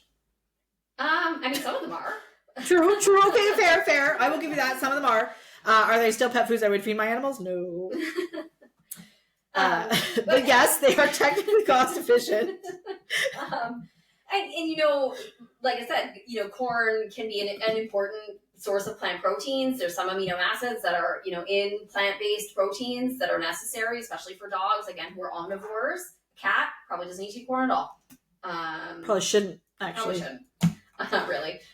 Diabetes. Let's talk about that. But I think we should actually do a separate podcast episode that's maybe just about feline diabetes. There's a lot of nutrition there. So much. We're going to talk a lot about raw food in that episode. Guaranteed. but like the corn, so corn has a place in some diets. It's an inexpensive ingredient. It helps make a kibble into a kibble, which again, for convenience, for storage, for palatability, you know, there are reasons that we make our food into a kibble. And corn is part of that. Yeah. So you can't discount corn as an ingredient. And ingredients on a pet food label. Do you want to talk about ingredients? We should talk. And how they're listed on a label. What they mean. There's a whole section here just about pet food labels. Yeah. In my veterinary nutrition textbook, there's a whole section. Because, like, I think that would be interesting and people need to. Yeah, I mean, so again, there's not a lot of regulation. There's no what's regulation on your pet food label. The one regulation that they do have to adhere to is the ingredients are placed in order. Pet food labels, I found it. By dry matter weight. What does that mean? Yes, they have to be placed in order by dry matter weight. Who wants to guess how many times this page says AFCO? So oftentimes corn is higher on the list or near the beginning of the list just because it has a higher dry matter weight. I will say sometimes you'll see corn with ingredient splitting, and I am fairly against ingredient splitting in general. Yeah, so you want to talk about ingredient splitting, and then you look at things like chicken breast and chicken meal. And chicken background. Chicken, whatever. And it's all just, honestly, chicken byproducts. Lumped, and they've just separated it out to make it look like there's more chicken in there, but there really isn't. Yeah. But they will do that for corn, and I'm throwing corn out there. Again, I'm not an advocate for corn, but I'm going to come to its defense here for a second. Because corn can, there's different pieces of corn that we use for different reasons in pet food. And does corn as a starch need to be at the top of the list? No, it doesn't. So you'll see corn, I think, in separate areas, and I actually don't necessarily disagree with the ingredient splitting on that one. I do when it comes to your meat protein. And I also do when it comes to your potatoes and your lentils and your peas and your pea proteins and your pea fibers. Okay, wait. Right. Let's just take this ingredient list as an example. So don't name the brand, whatever you do. The first ingredient is sweet potatoes. Then venison. I'm gonna clip that. I'm clipping my fart noise. Then potatoes. Then potato protein. So that's an ingredient split. Yes. And that also would mean the majority of your pet food is potatoes. Yeah, they split it in two so that they don't have to put it first. Okay. But it should be first. It should be first because there's actually twice as many potatoes as the other things. Yeah, I'm keeping my fart noises, and those were the scientific fart noises, in case anybody was wondering. I love that. And then Yeah. canola oil. Fat. At the beginning of the list? Yeah. Okay, you're going to text Venison me. is a fairly low-fat protein, so There is they that. need to add some fat. At the beginning of the list, that's a lot of fat. Dicalcium phosphate, natural flavor, salmon oil. I'm going to text you what I think this brand is later, and you're going to tell me about it. Oh my God, this could be a new game for us, Dayna. I'm pretty sure I know exactly what brand this is. And I'm not going to say it because, again, I don't want to get sued. Please don't feed your dog that if you're... The very last ingredient, do you want to guess? Mixed tofurals.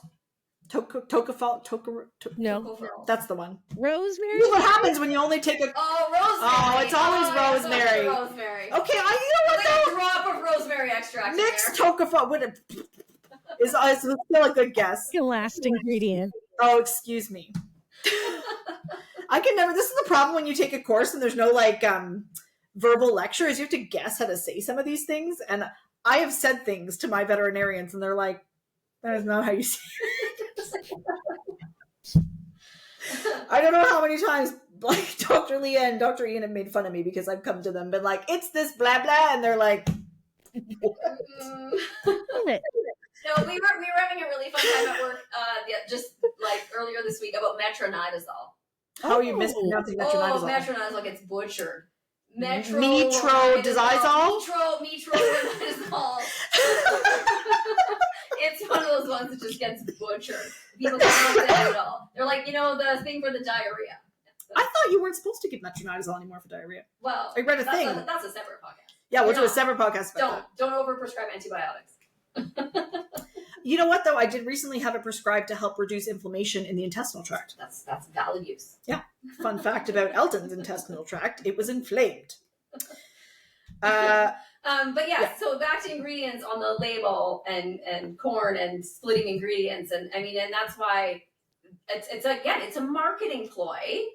If you just have to watch a commercial from some of these pet food brands, and they'll be like, human grade chicken is our first ingredient, or human grade meats. First of all, human grade isn't a thing. And grade A is what you want. It's because you've split the other ingredients. And nobody is regulating the fact that you're writing human grade or organic or whatever. Yeah, these buzzwords. Exactly, marketing buzzwords. Should we write legislation? Not to. Maybe tomorrow. I mean, are we lobbying against pet food companies? I feel like we could maybe get a certain veterinary medical association on board. Dayna, you're going to have to add it to the list of things that you want to open up and examine and change. First, I have to fix Ottawa. Then we'll address pet food labels. There you go. Yes. Dayna and I have launched, or Dayna, I'm just a bystander. No, you're getting involved. We're launching a campaign to change the dog bylaws in the city. Yes, on the photos. Shout out Glenn Gower, we're coming for you. I have many issues with bylaws. Also, Mark Sutcliffe, love you, but we're gonna have a conversation you're not gonna like. All right, I want to finish off with a big question, and this comes from, again, the irksomeness of the nutritionists on TikTok. Carbohydrates. We hear it especially for cats. Cats don't need carbohydrates because they're carnivores, except they're not carnivores. They're obligate carnivores, which aren't the same thing. And even dogs. Like, I hear it all the time for dogs that they don't need carbohydrates, which is just a bunch of bull crap.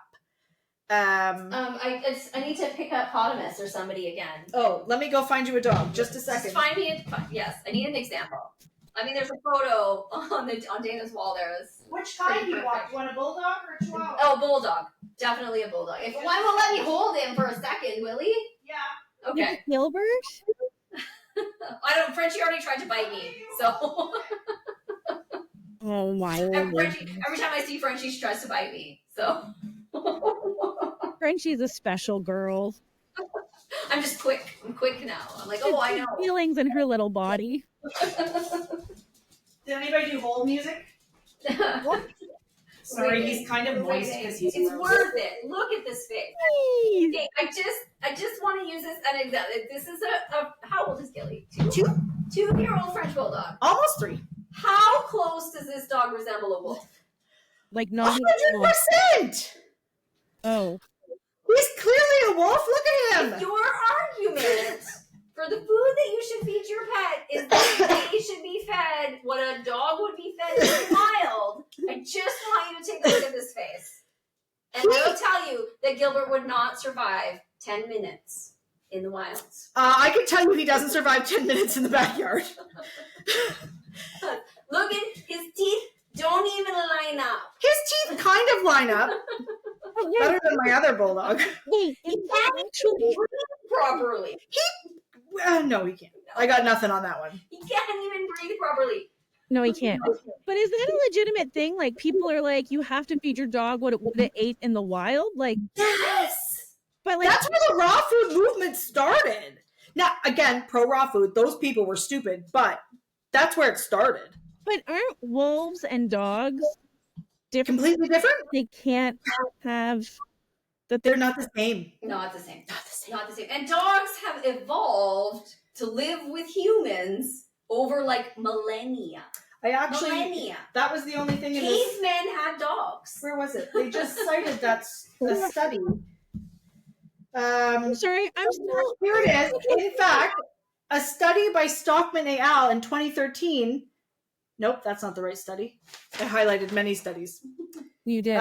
Anyways, there was a study somewhere that said that There's a fairly recent study. I think it's in Nature. was it? Oh shit! Did I maybe not highlight it? About how they've actually proved scientifically that domestic dogs have evolved, Yeah, genetically.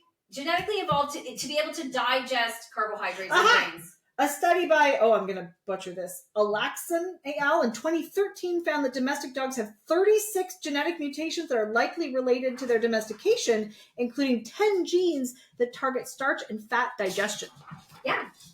I found it. It was in my paper. Yeah, we have scientifically proven that domestic dogs can digest carbohydrates and grains. And they can because they're omnivores. Again, even if you want to use the wolf as an example, wolf eat primarily herbivore prey, which eat plants.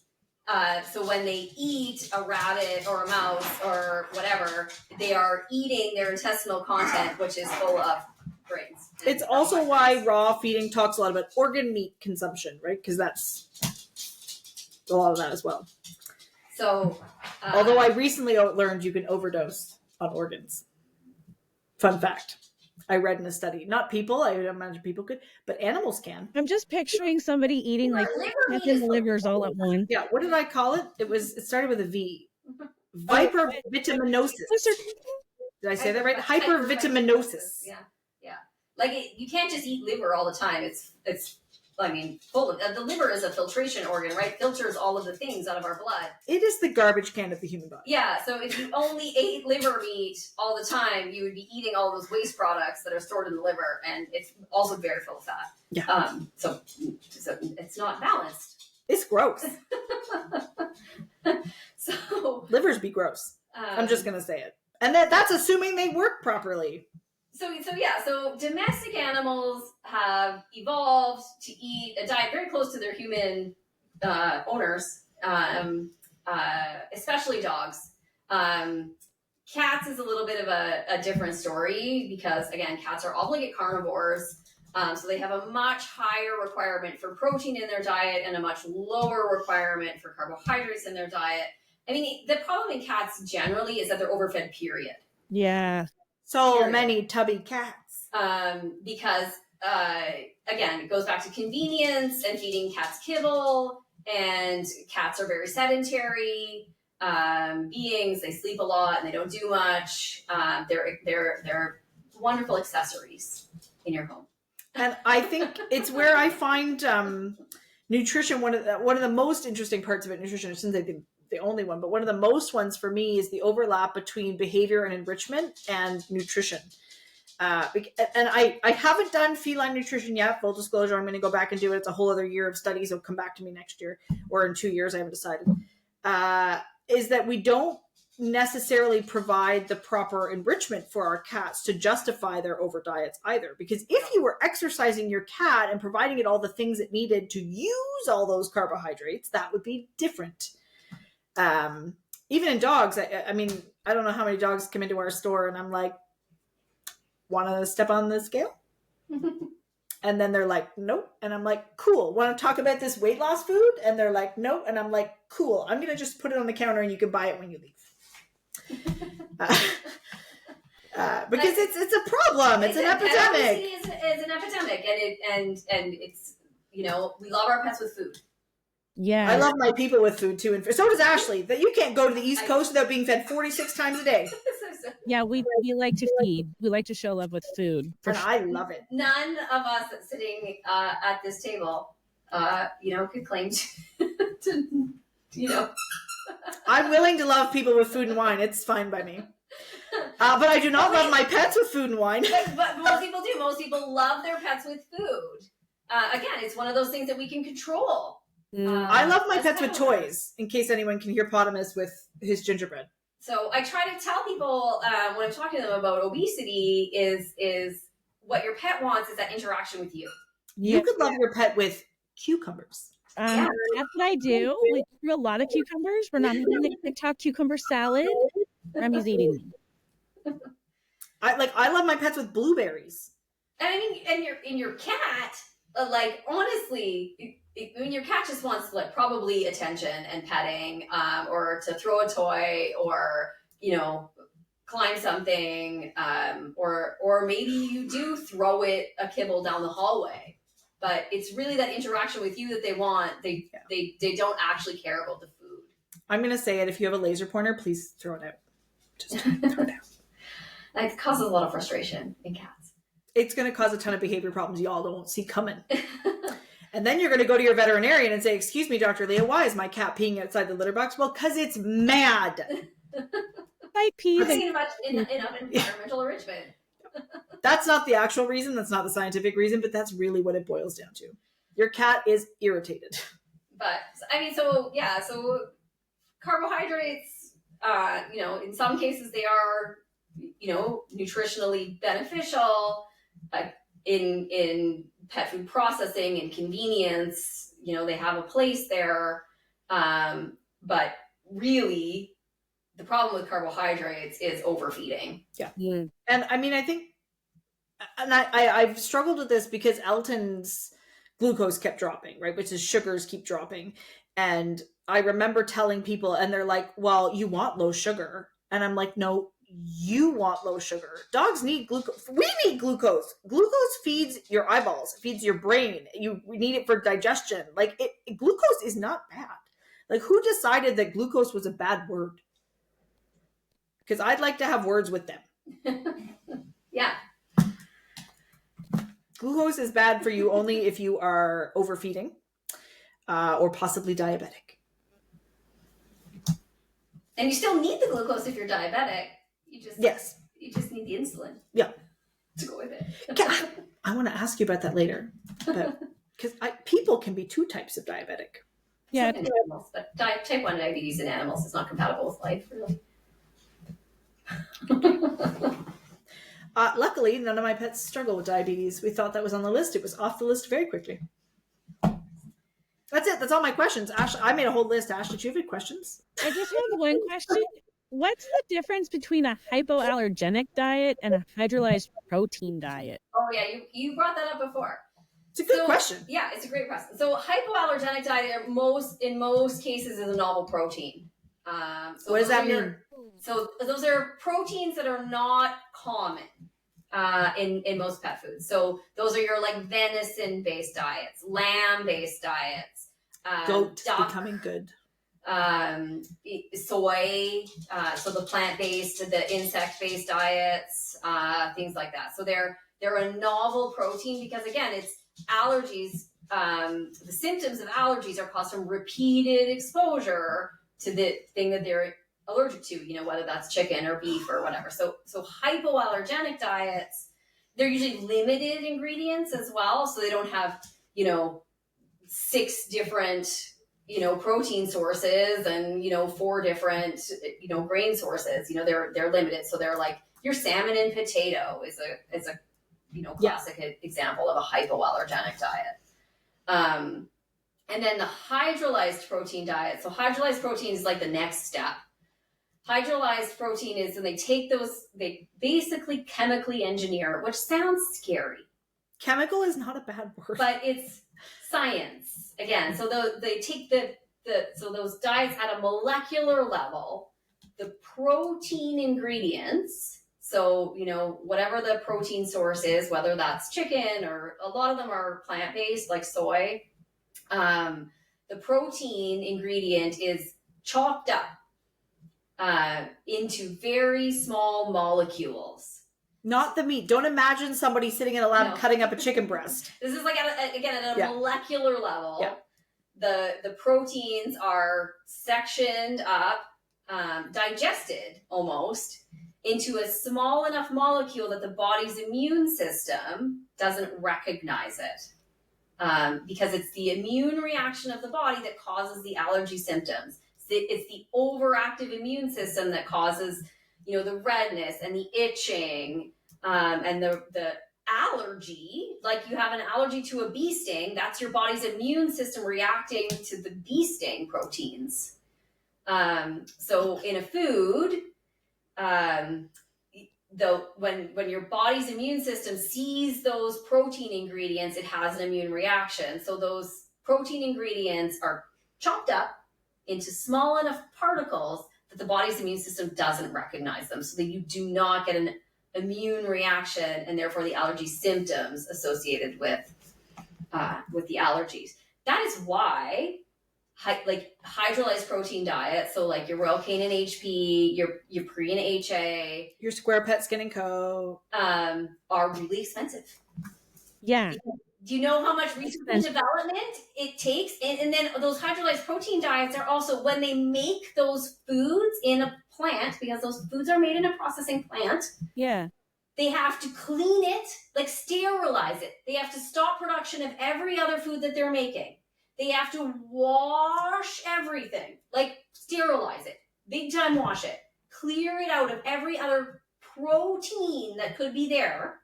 Then they make a batch of that food only, and then they can go back to production of other protein diets. So that's why the cost is so high on those diets, and that's why they're reserved for really bad allergy cases and food trials. Yeah. That's the gold standard for a food trial. Yep. Right? The body of the animal cannot mount an immune response to those tiny little protein particles. So, like you did, Ashley, right? You did the food trial to prove that it was a food allergy. Yeah. And then you can go back to the hypoallergenic diets or the different novel protein diets to try to see what your pet can tolerate.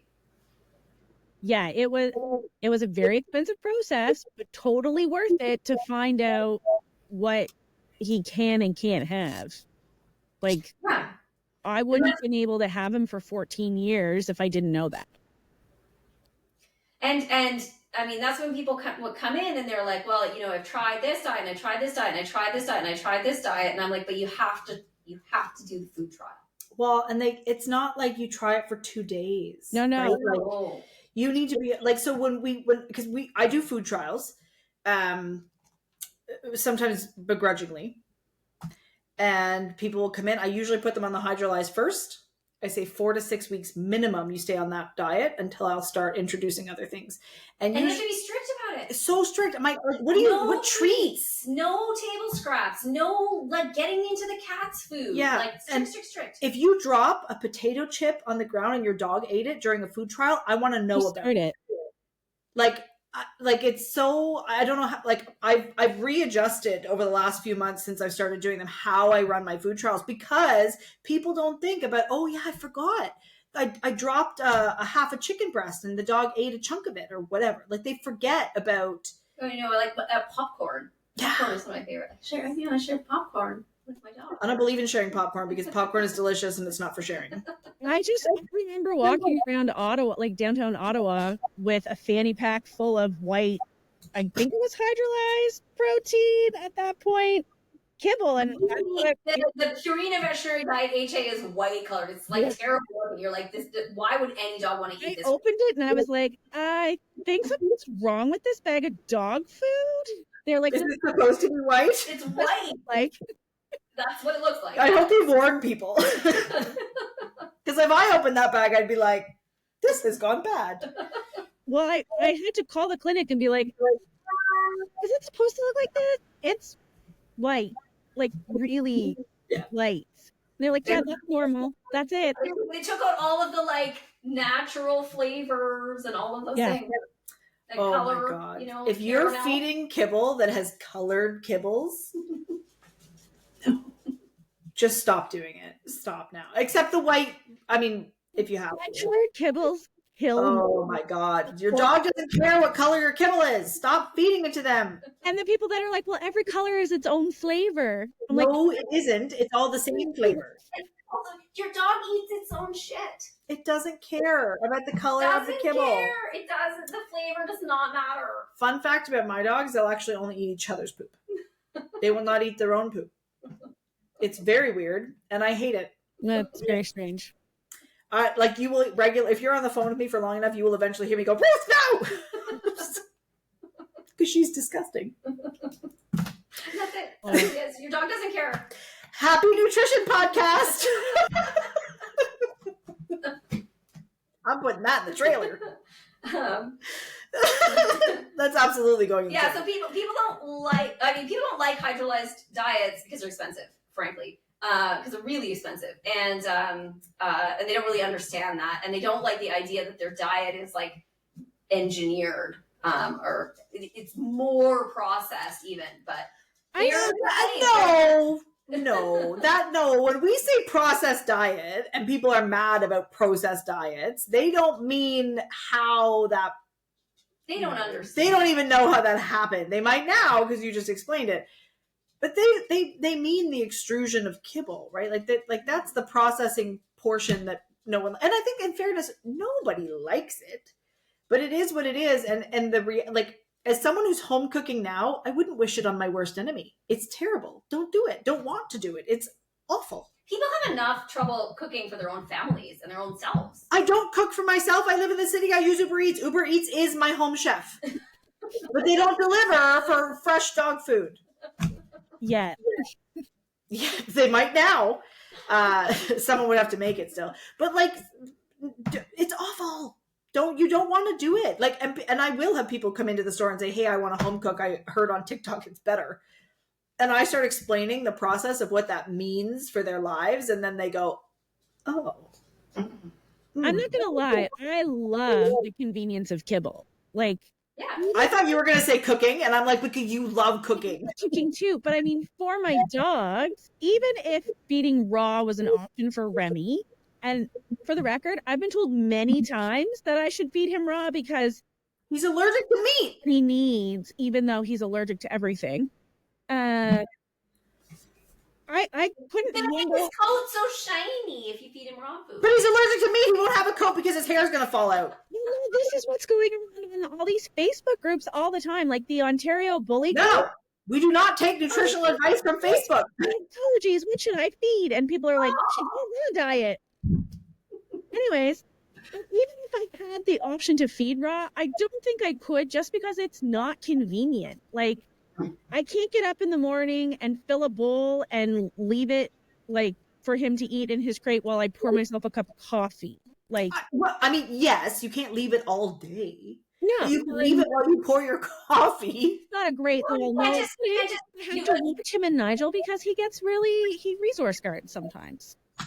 Then we get fed in our crates. Yeah. That's a behavior problem, not a nutrition problem. No, but your dog can't have raw food because it's allergic to meat. So if you want a raw diet, it's cucumbers. That's not balanced. Obviously, I was joking, but like it wouldn't be worth it. You'd spend a small fortune on produce. Like, it's not worth it. No, like you said, it's a lot of work, and it and your veterinarian can help you formulate a proper home cooked diet. There are a lot of supplements on the market to go with home cooked diets to make sure that they're properly balanced and they have all the minerals and vitamins and stuff that you need. But it's so much work, and that's why kibble exists. Yeah, I'm very thankful for my kibble. I'm not gonna lie.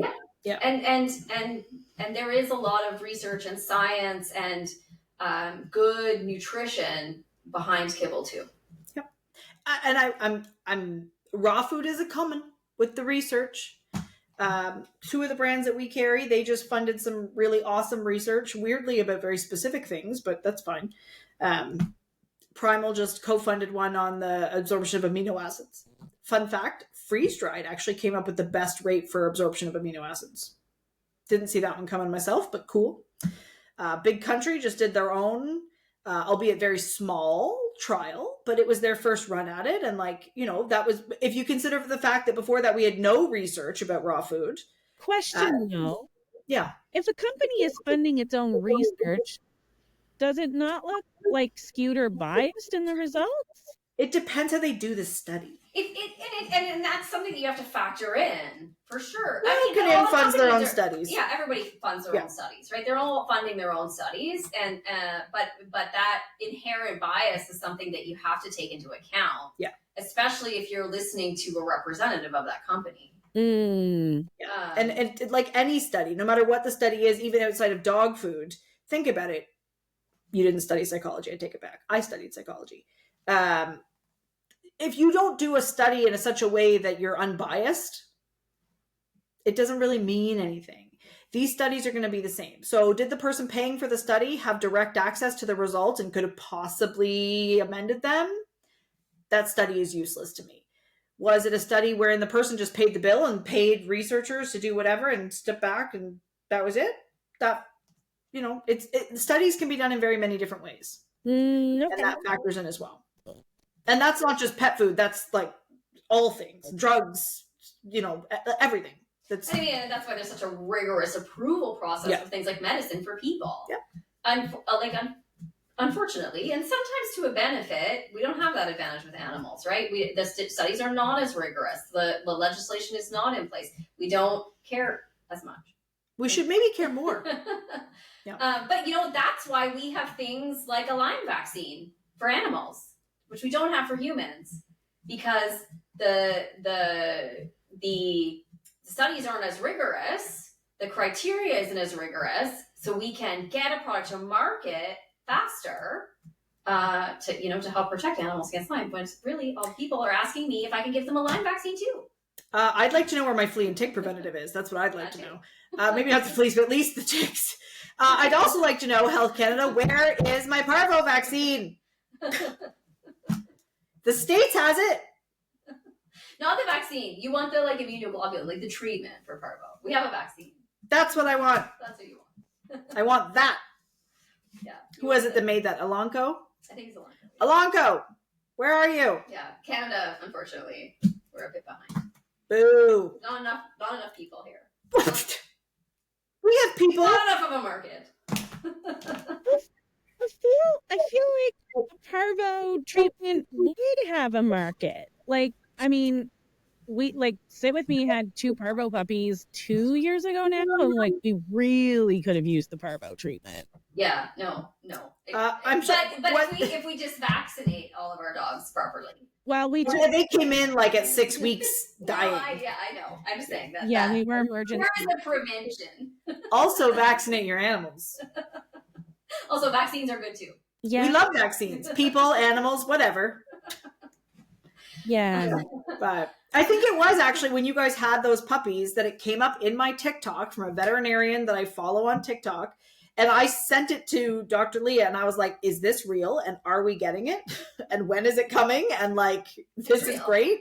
In the United States. Because isn't it something like it reduced it's also horrendously expensive. But more expensive than the treatment? Well, I mean, more successful. Because I was going to say, is also very expensive. Didn't I read that the treatment was like 100% effective in preventing death or something? I don't. Well, maybe it wasn't 100 because I don't think they can say that, but it was like up there in preventing death, which I think when you're treating parvo is kind of the goal. I mean, it can't be more expensive than what you would pay, like, to treat a parvo dog in an emergency setting. Like, I'm thinking about those parvo. It doesn't necessarily exclude all of that treatment either. Yeah. You know, so you still have to do all of the fluids and the isolation and, you know, all of that other care. Yeah. This just more guarantees that the dog's going to live. Again, the goal though. I like living. I'm sure those puppies. Yeah, because that's the problem, is that you can spend all of that money and you can do all of the other treatment, and there's still a very good chance they're going to die. That's not fun. Right. You know what else would prevent parvo? Backyard breeding. Separate podcast episode. We will loop back to that. Anyways, Here. I gotta check my list. I think we made all the points about nutrition that we wanted to make today.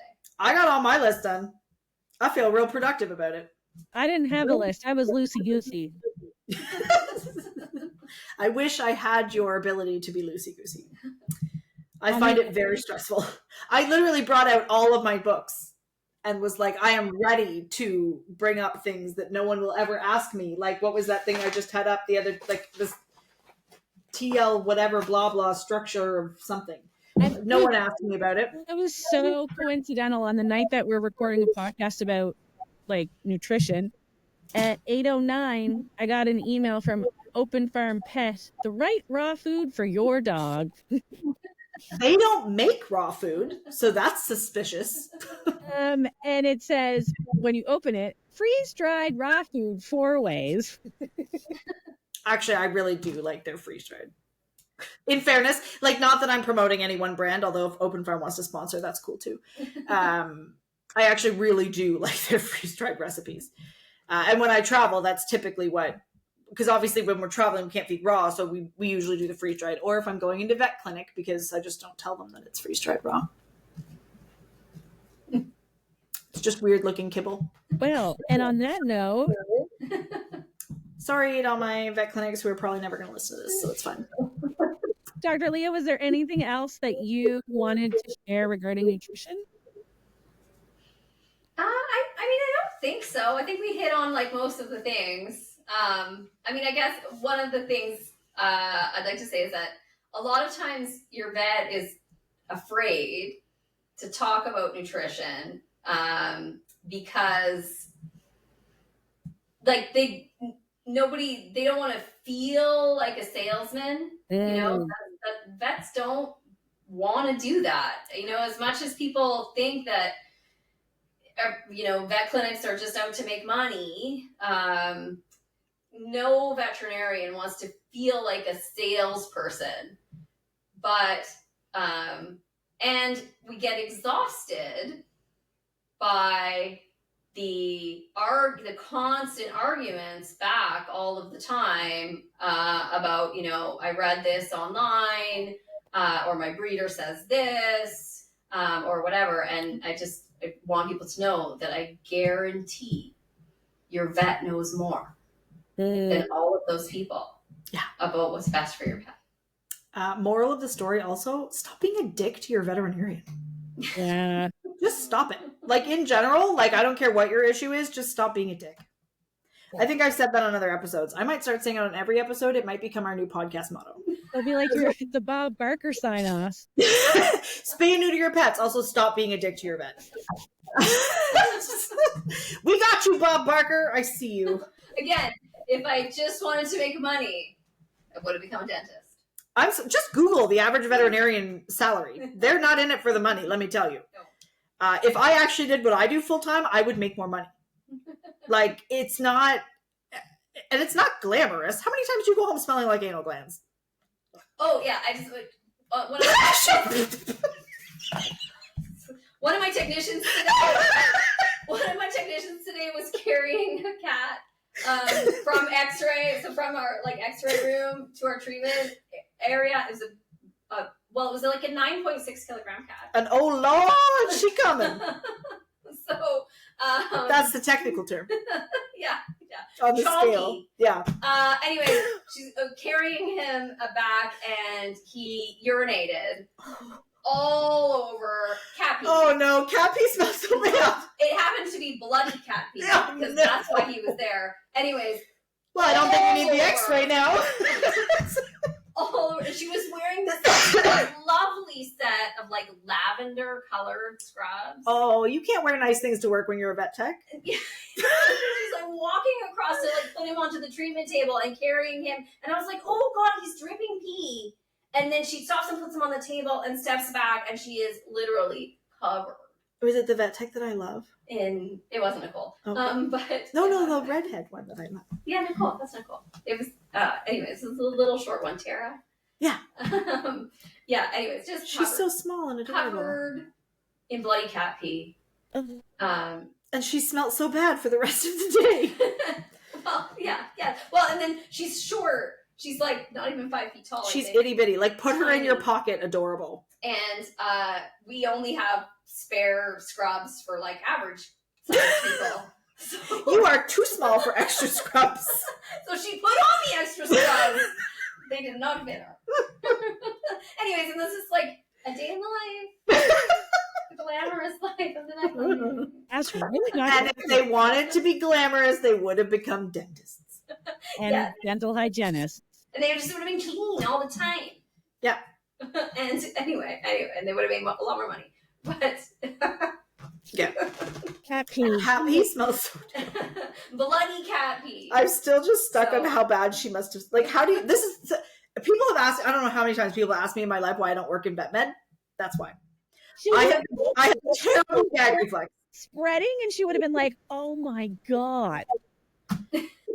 Elton peed all over me, and it took everything I had not to throw up in Leah's lobby. Literally, I can't remember who was at the desk, and I'm like, "Do you have a blanket?" She was like, "Are you cold?" And I'm like, "Covered in pee." And then, like, I got there, and he had pooped in my car because he believes in biological warfare. My dog, not a human.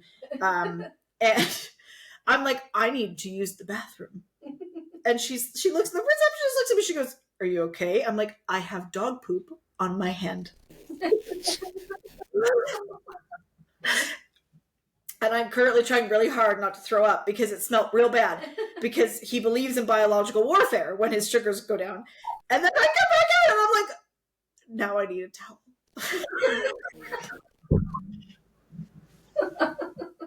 And this was, I didn't have an appointment. I mean, I did. They made an appointment for me, but I called that day and was like, I need to be seen today. And then I'm standing in their lobby being like, I also need all of these other things. I was the client that day. I was the problem. It was not my finest moment, and I smelled so bad. Just a day in the life. Just a day in the life. Oh my god! And I'm bawling. Like it was not good. Well, And that's only like regular body fluids. Then you get into like anal glands and abscesses. And Oh my all these God. other things. You know how you know the mark of a good vet tech when they see an abscess and they go, ooh. what's wrong? Meanwhile, I'm like, gross. Call me when you're done. There's something satisfying about like. Not when you have to smell it. Well, I mean, I don't mind watching it on the internet. That's fine. yeah. Yeah. Do you know the worst smell is? Maggots. Ooh. Maggot infested. How many anything. times is that a problem? Well, it's not that often, but it's very recognizable. Like if Yeah. an animal comes in. Is that like a peppermint in your mask kind of moment? Oh yeah. That's like the Vicks Vapor Rub on your nose. Oh, yeah. And you can smell it when they come in, and you're like, oh, there's maggots. So do you remember maggots, that and then you gotta like shave them because the maggots are clearly under some sort of matted. it was that coat. day? It was that day I left and that swamp dog came in and I almost texted you to be like, what just entered your clinic? Did it have maggots? Because it looked like it might have. No, maggots is very distinctive. Yeah, it is It's a a word. very distinct smell. Should we maybe do an episode on like the grossest parts of vet med? Since everyone thinks it's so glamorous and you're just in it for the money, let's talk about all the reasons you're in it for the money. Is the maggots the first reason? Absolutely not. No, the people with the maggots also can't afford to treat the maggots. That is a fair point that I had not yet connected. Yeah. Yeah.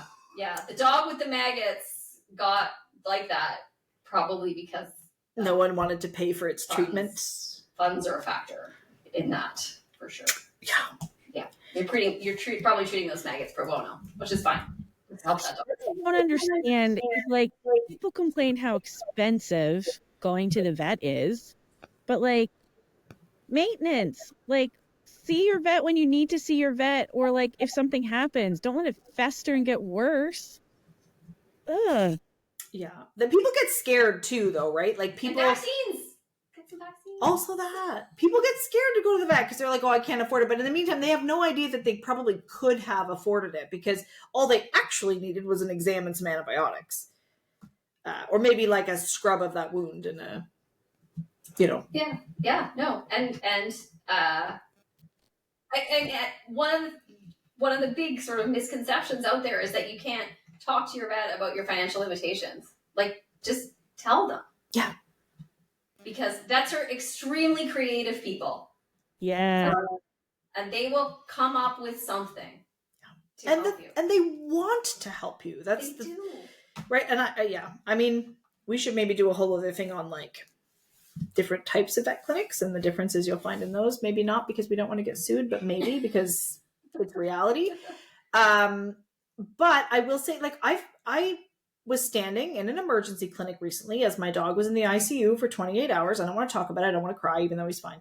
But in the lobby, as I'm sitting there waiting, there's like 45 signs of different financial aid or financing or how they can help. Hell, they give a discount if you pay on Interact instead of credit card. Like, they're not trying to take all your money.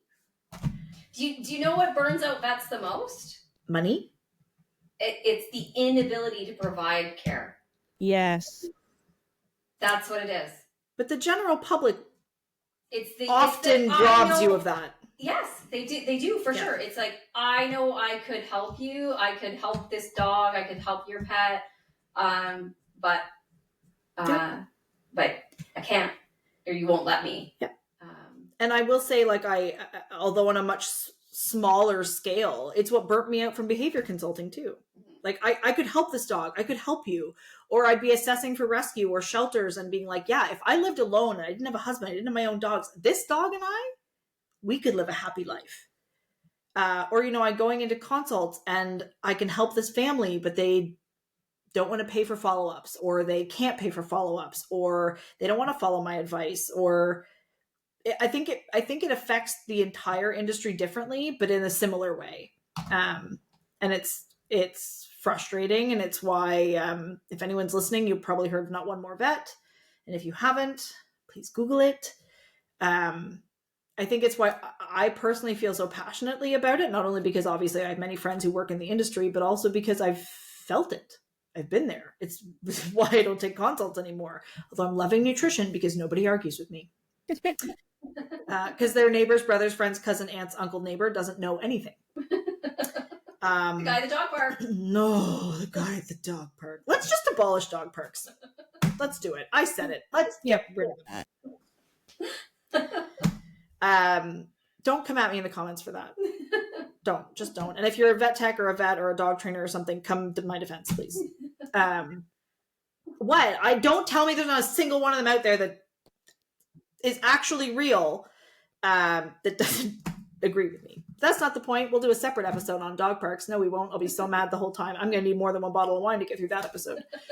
Well, I think when it comes to dog parks, this is way off topic, but I think people are realizing they're not the enriching, happiness-inducing setting that they are ideally thought as. And there's the wonderful private parks you can rent, like Country Canines, like, fantastic. But like, I mean, at Sit With Me, we go so far as to say our dogs are not candidates for dog parks. It's on every adoption profile because we feel so strongly against them that we tell people don't. Like, the risk is too great. You know what's at dog parks? Leptospirosis. Yeah. Oh, you should read there's a really good study by Elanco. I think it's Elanco. I'm pretty sure it's Elanco. on We'll Google it later. parasites At dog parks? at dog parks. Because dogs In eat other people's study. poop who have worms, and they all have worms, and you have roundworms, and your And kids it's have all in hookworms. your dog park. They did a dog park study where they went and picked up poop at dog parks all over the United States. So gross. It's an amazing study, But the grossest study. but super gross. They hired people to pick up poop at dog parks. And people did it. And it's a really excellent study, and it proved that all of your dog parks are contaminated with parasites. Please stop taking your Hookworm, dogs to dog roundworm, like disgusting It's like my nightmare. parasites. Like sometimes I'll come out of like back in when pre-pandemic when I used to go down south every other year and do spay neuter clinics because those dogs don't see veterinarians, and I would leave those vet clinics and need like a 5-hour shower, and I would still wake up every morning going because I was so paranoid about like roundworm or hookworm or like Mange. oh my god, did I tell you about the distemper dog that came into one of those? I happened to step out of the operating room that we were in, and I'm using that word loosely because it's a school, the literal room that they were operating in, and I saw this dog come out, and I'm like, oh hell no, because that dog had distemper, and I went running, and I don't run. Any of those who know me believe I think running should be abolished, and I'm running into pre-op where the lead veterinarian was, and I'm like, distemper, that dog has distemper. Because it's coming into like hundreds of dogs and cats that are not vaccinated and, you know, don't see it. Oh my God. I felt so gross after. This, again, why I don't work in VetMed. If you look at that study or read any of the results of that, the dog park study, it's literally called like the dog park study. You'll never go to a dog park again. Also, just how many of your dogs have been bitten at dog parks? Stop going to dog parks. You want to talk about how to avoid dog parks? Come talk to me about how to enrich your dog at home without going to the dog park. Your dog doesn't need to run. You just feel like it does. And dog parks are for you and not for them. I said it. All right. I think, did we rant enough? We did. I think that's it. Yeah. Oh, Should we call it? Study Are we is done? disgusting. Oh, she's reading it. Oh, you looked it up? Yeah. Look at her face. This is a direct quote. Fresh defecations were collected from dogs visiting parks in 30 metropolitan areas across the Fine fresh. Was it still warm? Well, it couldn't have been. You couldn't leave it sitting there for too long. Well, the ticks would have all run away. Oh, wow. Or the worms or whatever. That's a study. It's an excellent study. I'm going to go post makes that on you my Facebook page. Absolutely never want to visit a dog park again. Like, disgusting. I will link it in this. Are we allowed to share it? Yeah, we can share. It's not news, so we can share it. Yeah. Yeah. I will link it to this. I don't know how, but I will Google it. Yeah. We'll put it in the show notes. There's a way, probably. Anyways, maybe we'll link some nutrition articles too. I don't know. Yeah, I found the guidelines on strategic foods that you mentioned. Oh yeah, the wasabi That's guidelines. new? Yeah, that's a good one. So That's short. It's like a 1-pager. It's easy. Yeah, I think Digestible. that. Yeah. I have some other ones that I will also add. I mentioned the primal study, although it is like 57,000 pages of science. But you can just read the abstract if you want the gist of it. If you're a nerd like me, read the whole thing. That's cool. And I will also tag the BCR study that I mentioned. There are some like really good articles for pet owners about like how to read a pet food label. Yes. That are not 57 pages in Dayna's textbook. Just to, what to actually look for. I'm sure I can find a how to read a pet food label that's not this textbook. That is The American Kennel Club has one. Yeah, there you go. They are not a good source. I would take AFCO's. AFCO I'm has. sure AFCO has a good statement. The wasaba. My textbook has pictures. Come on now. Pictures. Look at it. Chicken chunks for dogs. Okay, it is a made up thing. And for the record, we all know what this is referring to. Come on, if you look at this and you don't know what brand they marketed that after, I know exactly what they marketed that after. They even have one for cans. And I will say this made up dog brand has cans that are Elton size appropriate. Hey, Royal Canin, where are my small dog cans? But again, if you are looking at a specific pet food brand and you cannot find good, reliable information about how they source their diet, who's designing their diet, what's in their food, what are the calories, then that's a huge red flag, right? Yeah, you should move on from that. Yeah. Food. You can ask, because some pet food companies don't put it up because they think people don't care. Ask your, I'm probably the only one. Ask your educated humans around you. I was going to say ask your educated pet stores, but let's be frank, I don't know anybody else who owns a pet store that does what I do. And that's not a brag. I'm actually just really upset about that. But ask your veterinarian, like, how do I find out where this brand, like, who do I contact? Ask them. If they don't know, they'll find out. Yeah. Or your veterinarian can call me and I'll find out. And that information should be pretty readily accessible. Yep. Fun fact, Open Farms bag, you scan a QR code, it'll tell you what farm your food came from. Oh, yeah. I mean, I think the black soldier flies all come from one place, but... Yeah, they do. Yeah. Anyway. And certified humane. Your dog doesn't care about that, but you do. Well, to an extent. This became an Open Farm pitch. If I knew how to cut it out, I would. Open Farm, you should sponsor this podcast. What? I've promoted them like 4 times now. Talking about our lived experiences is not necessarily a promotion. Yes. I home cook my dogs. Suck it. Okay, just one of them, but that's not the point. Anyways. My dog eats hills. And your cats? My cats eat Rogaine, actually. But after hearing the Hill story, like... It's actually a really good story. That put them in a positive light in my head, because previously they were not in such a high regard. It's a good story. Yeah, it's a good company. I'm still going to send you some things for your cats to try. I mean, there's a lot of... They've supported so much research, and so much development of so many different things in pet care in general. In all animal care, they've actually, they've done, they have like a whole section of stuff about some horse vaccines that they've developed and stuff like that at the Markham Horse Institute. And it's important. As much as people don't want to think about it, or don't want to admit it, money talks. Yep. Yeah, and it takes money to, to fund research and development and to be able to produce innovative products, and all that stuff. It takes money. Yep. In the end, it is business. Yep. And would you like your money to go to a company that's gonna help support more research and development and innovation, or would you like it to go to some tech billionaire or marketing firm who decided to make a pet food? Yeah.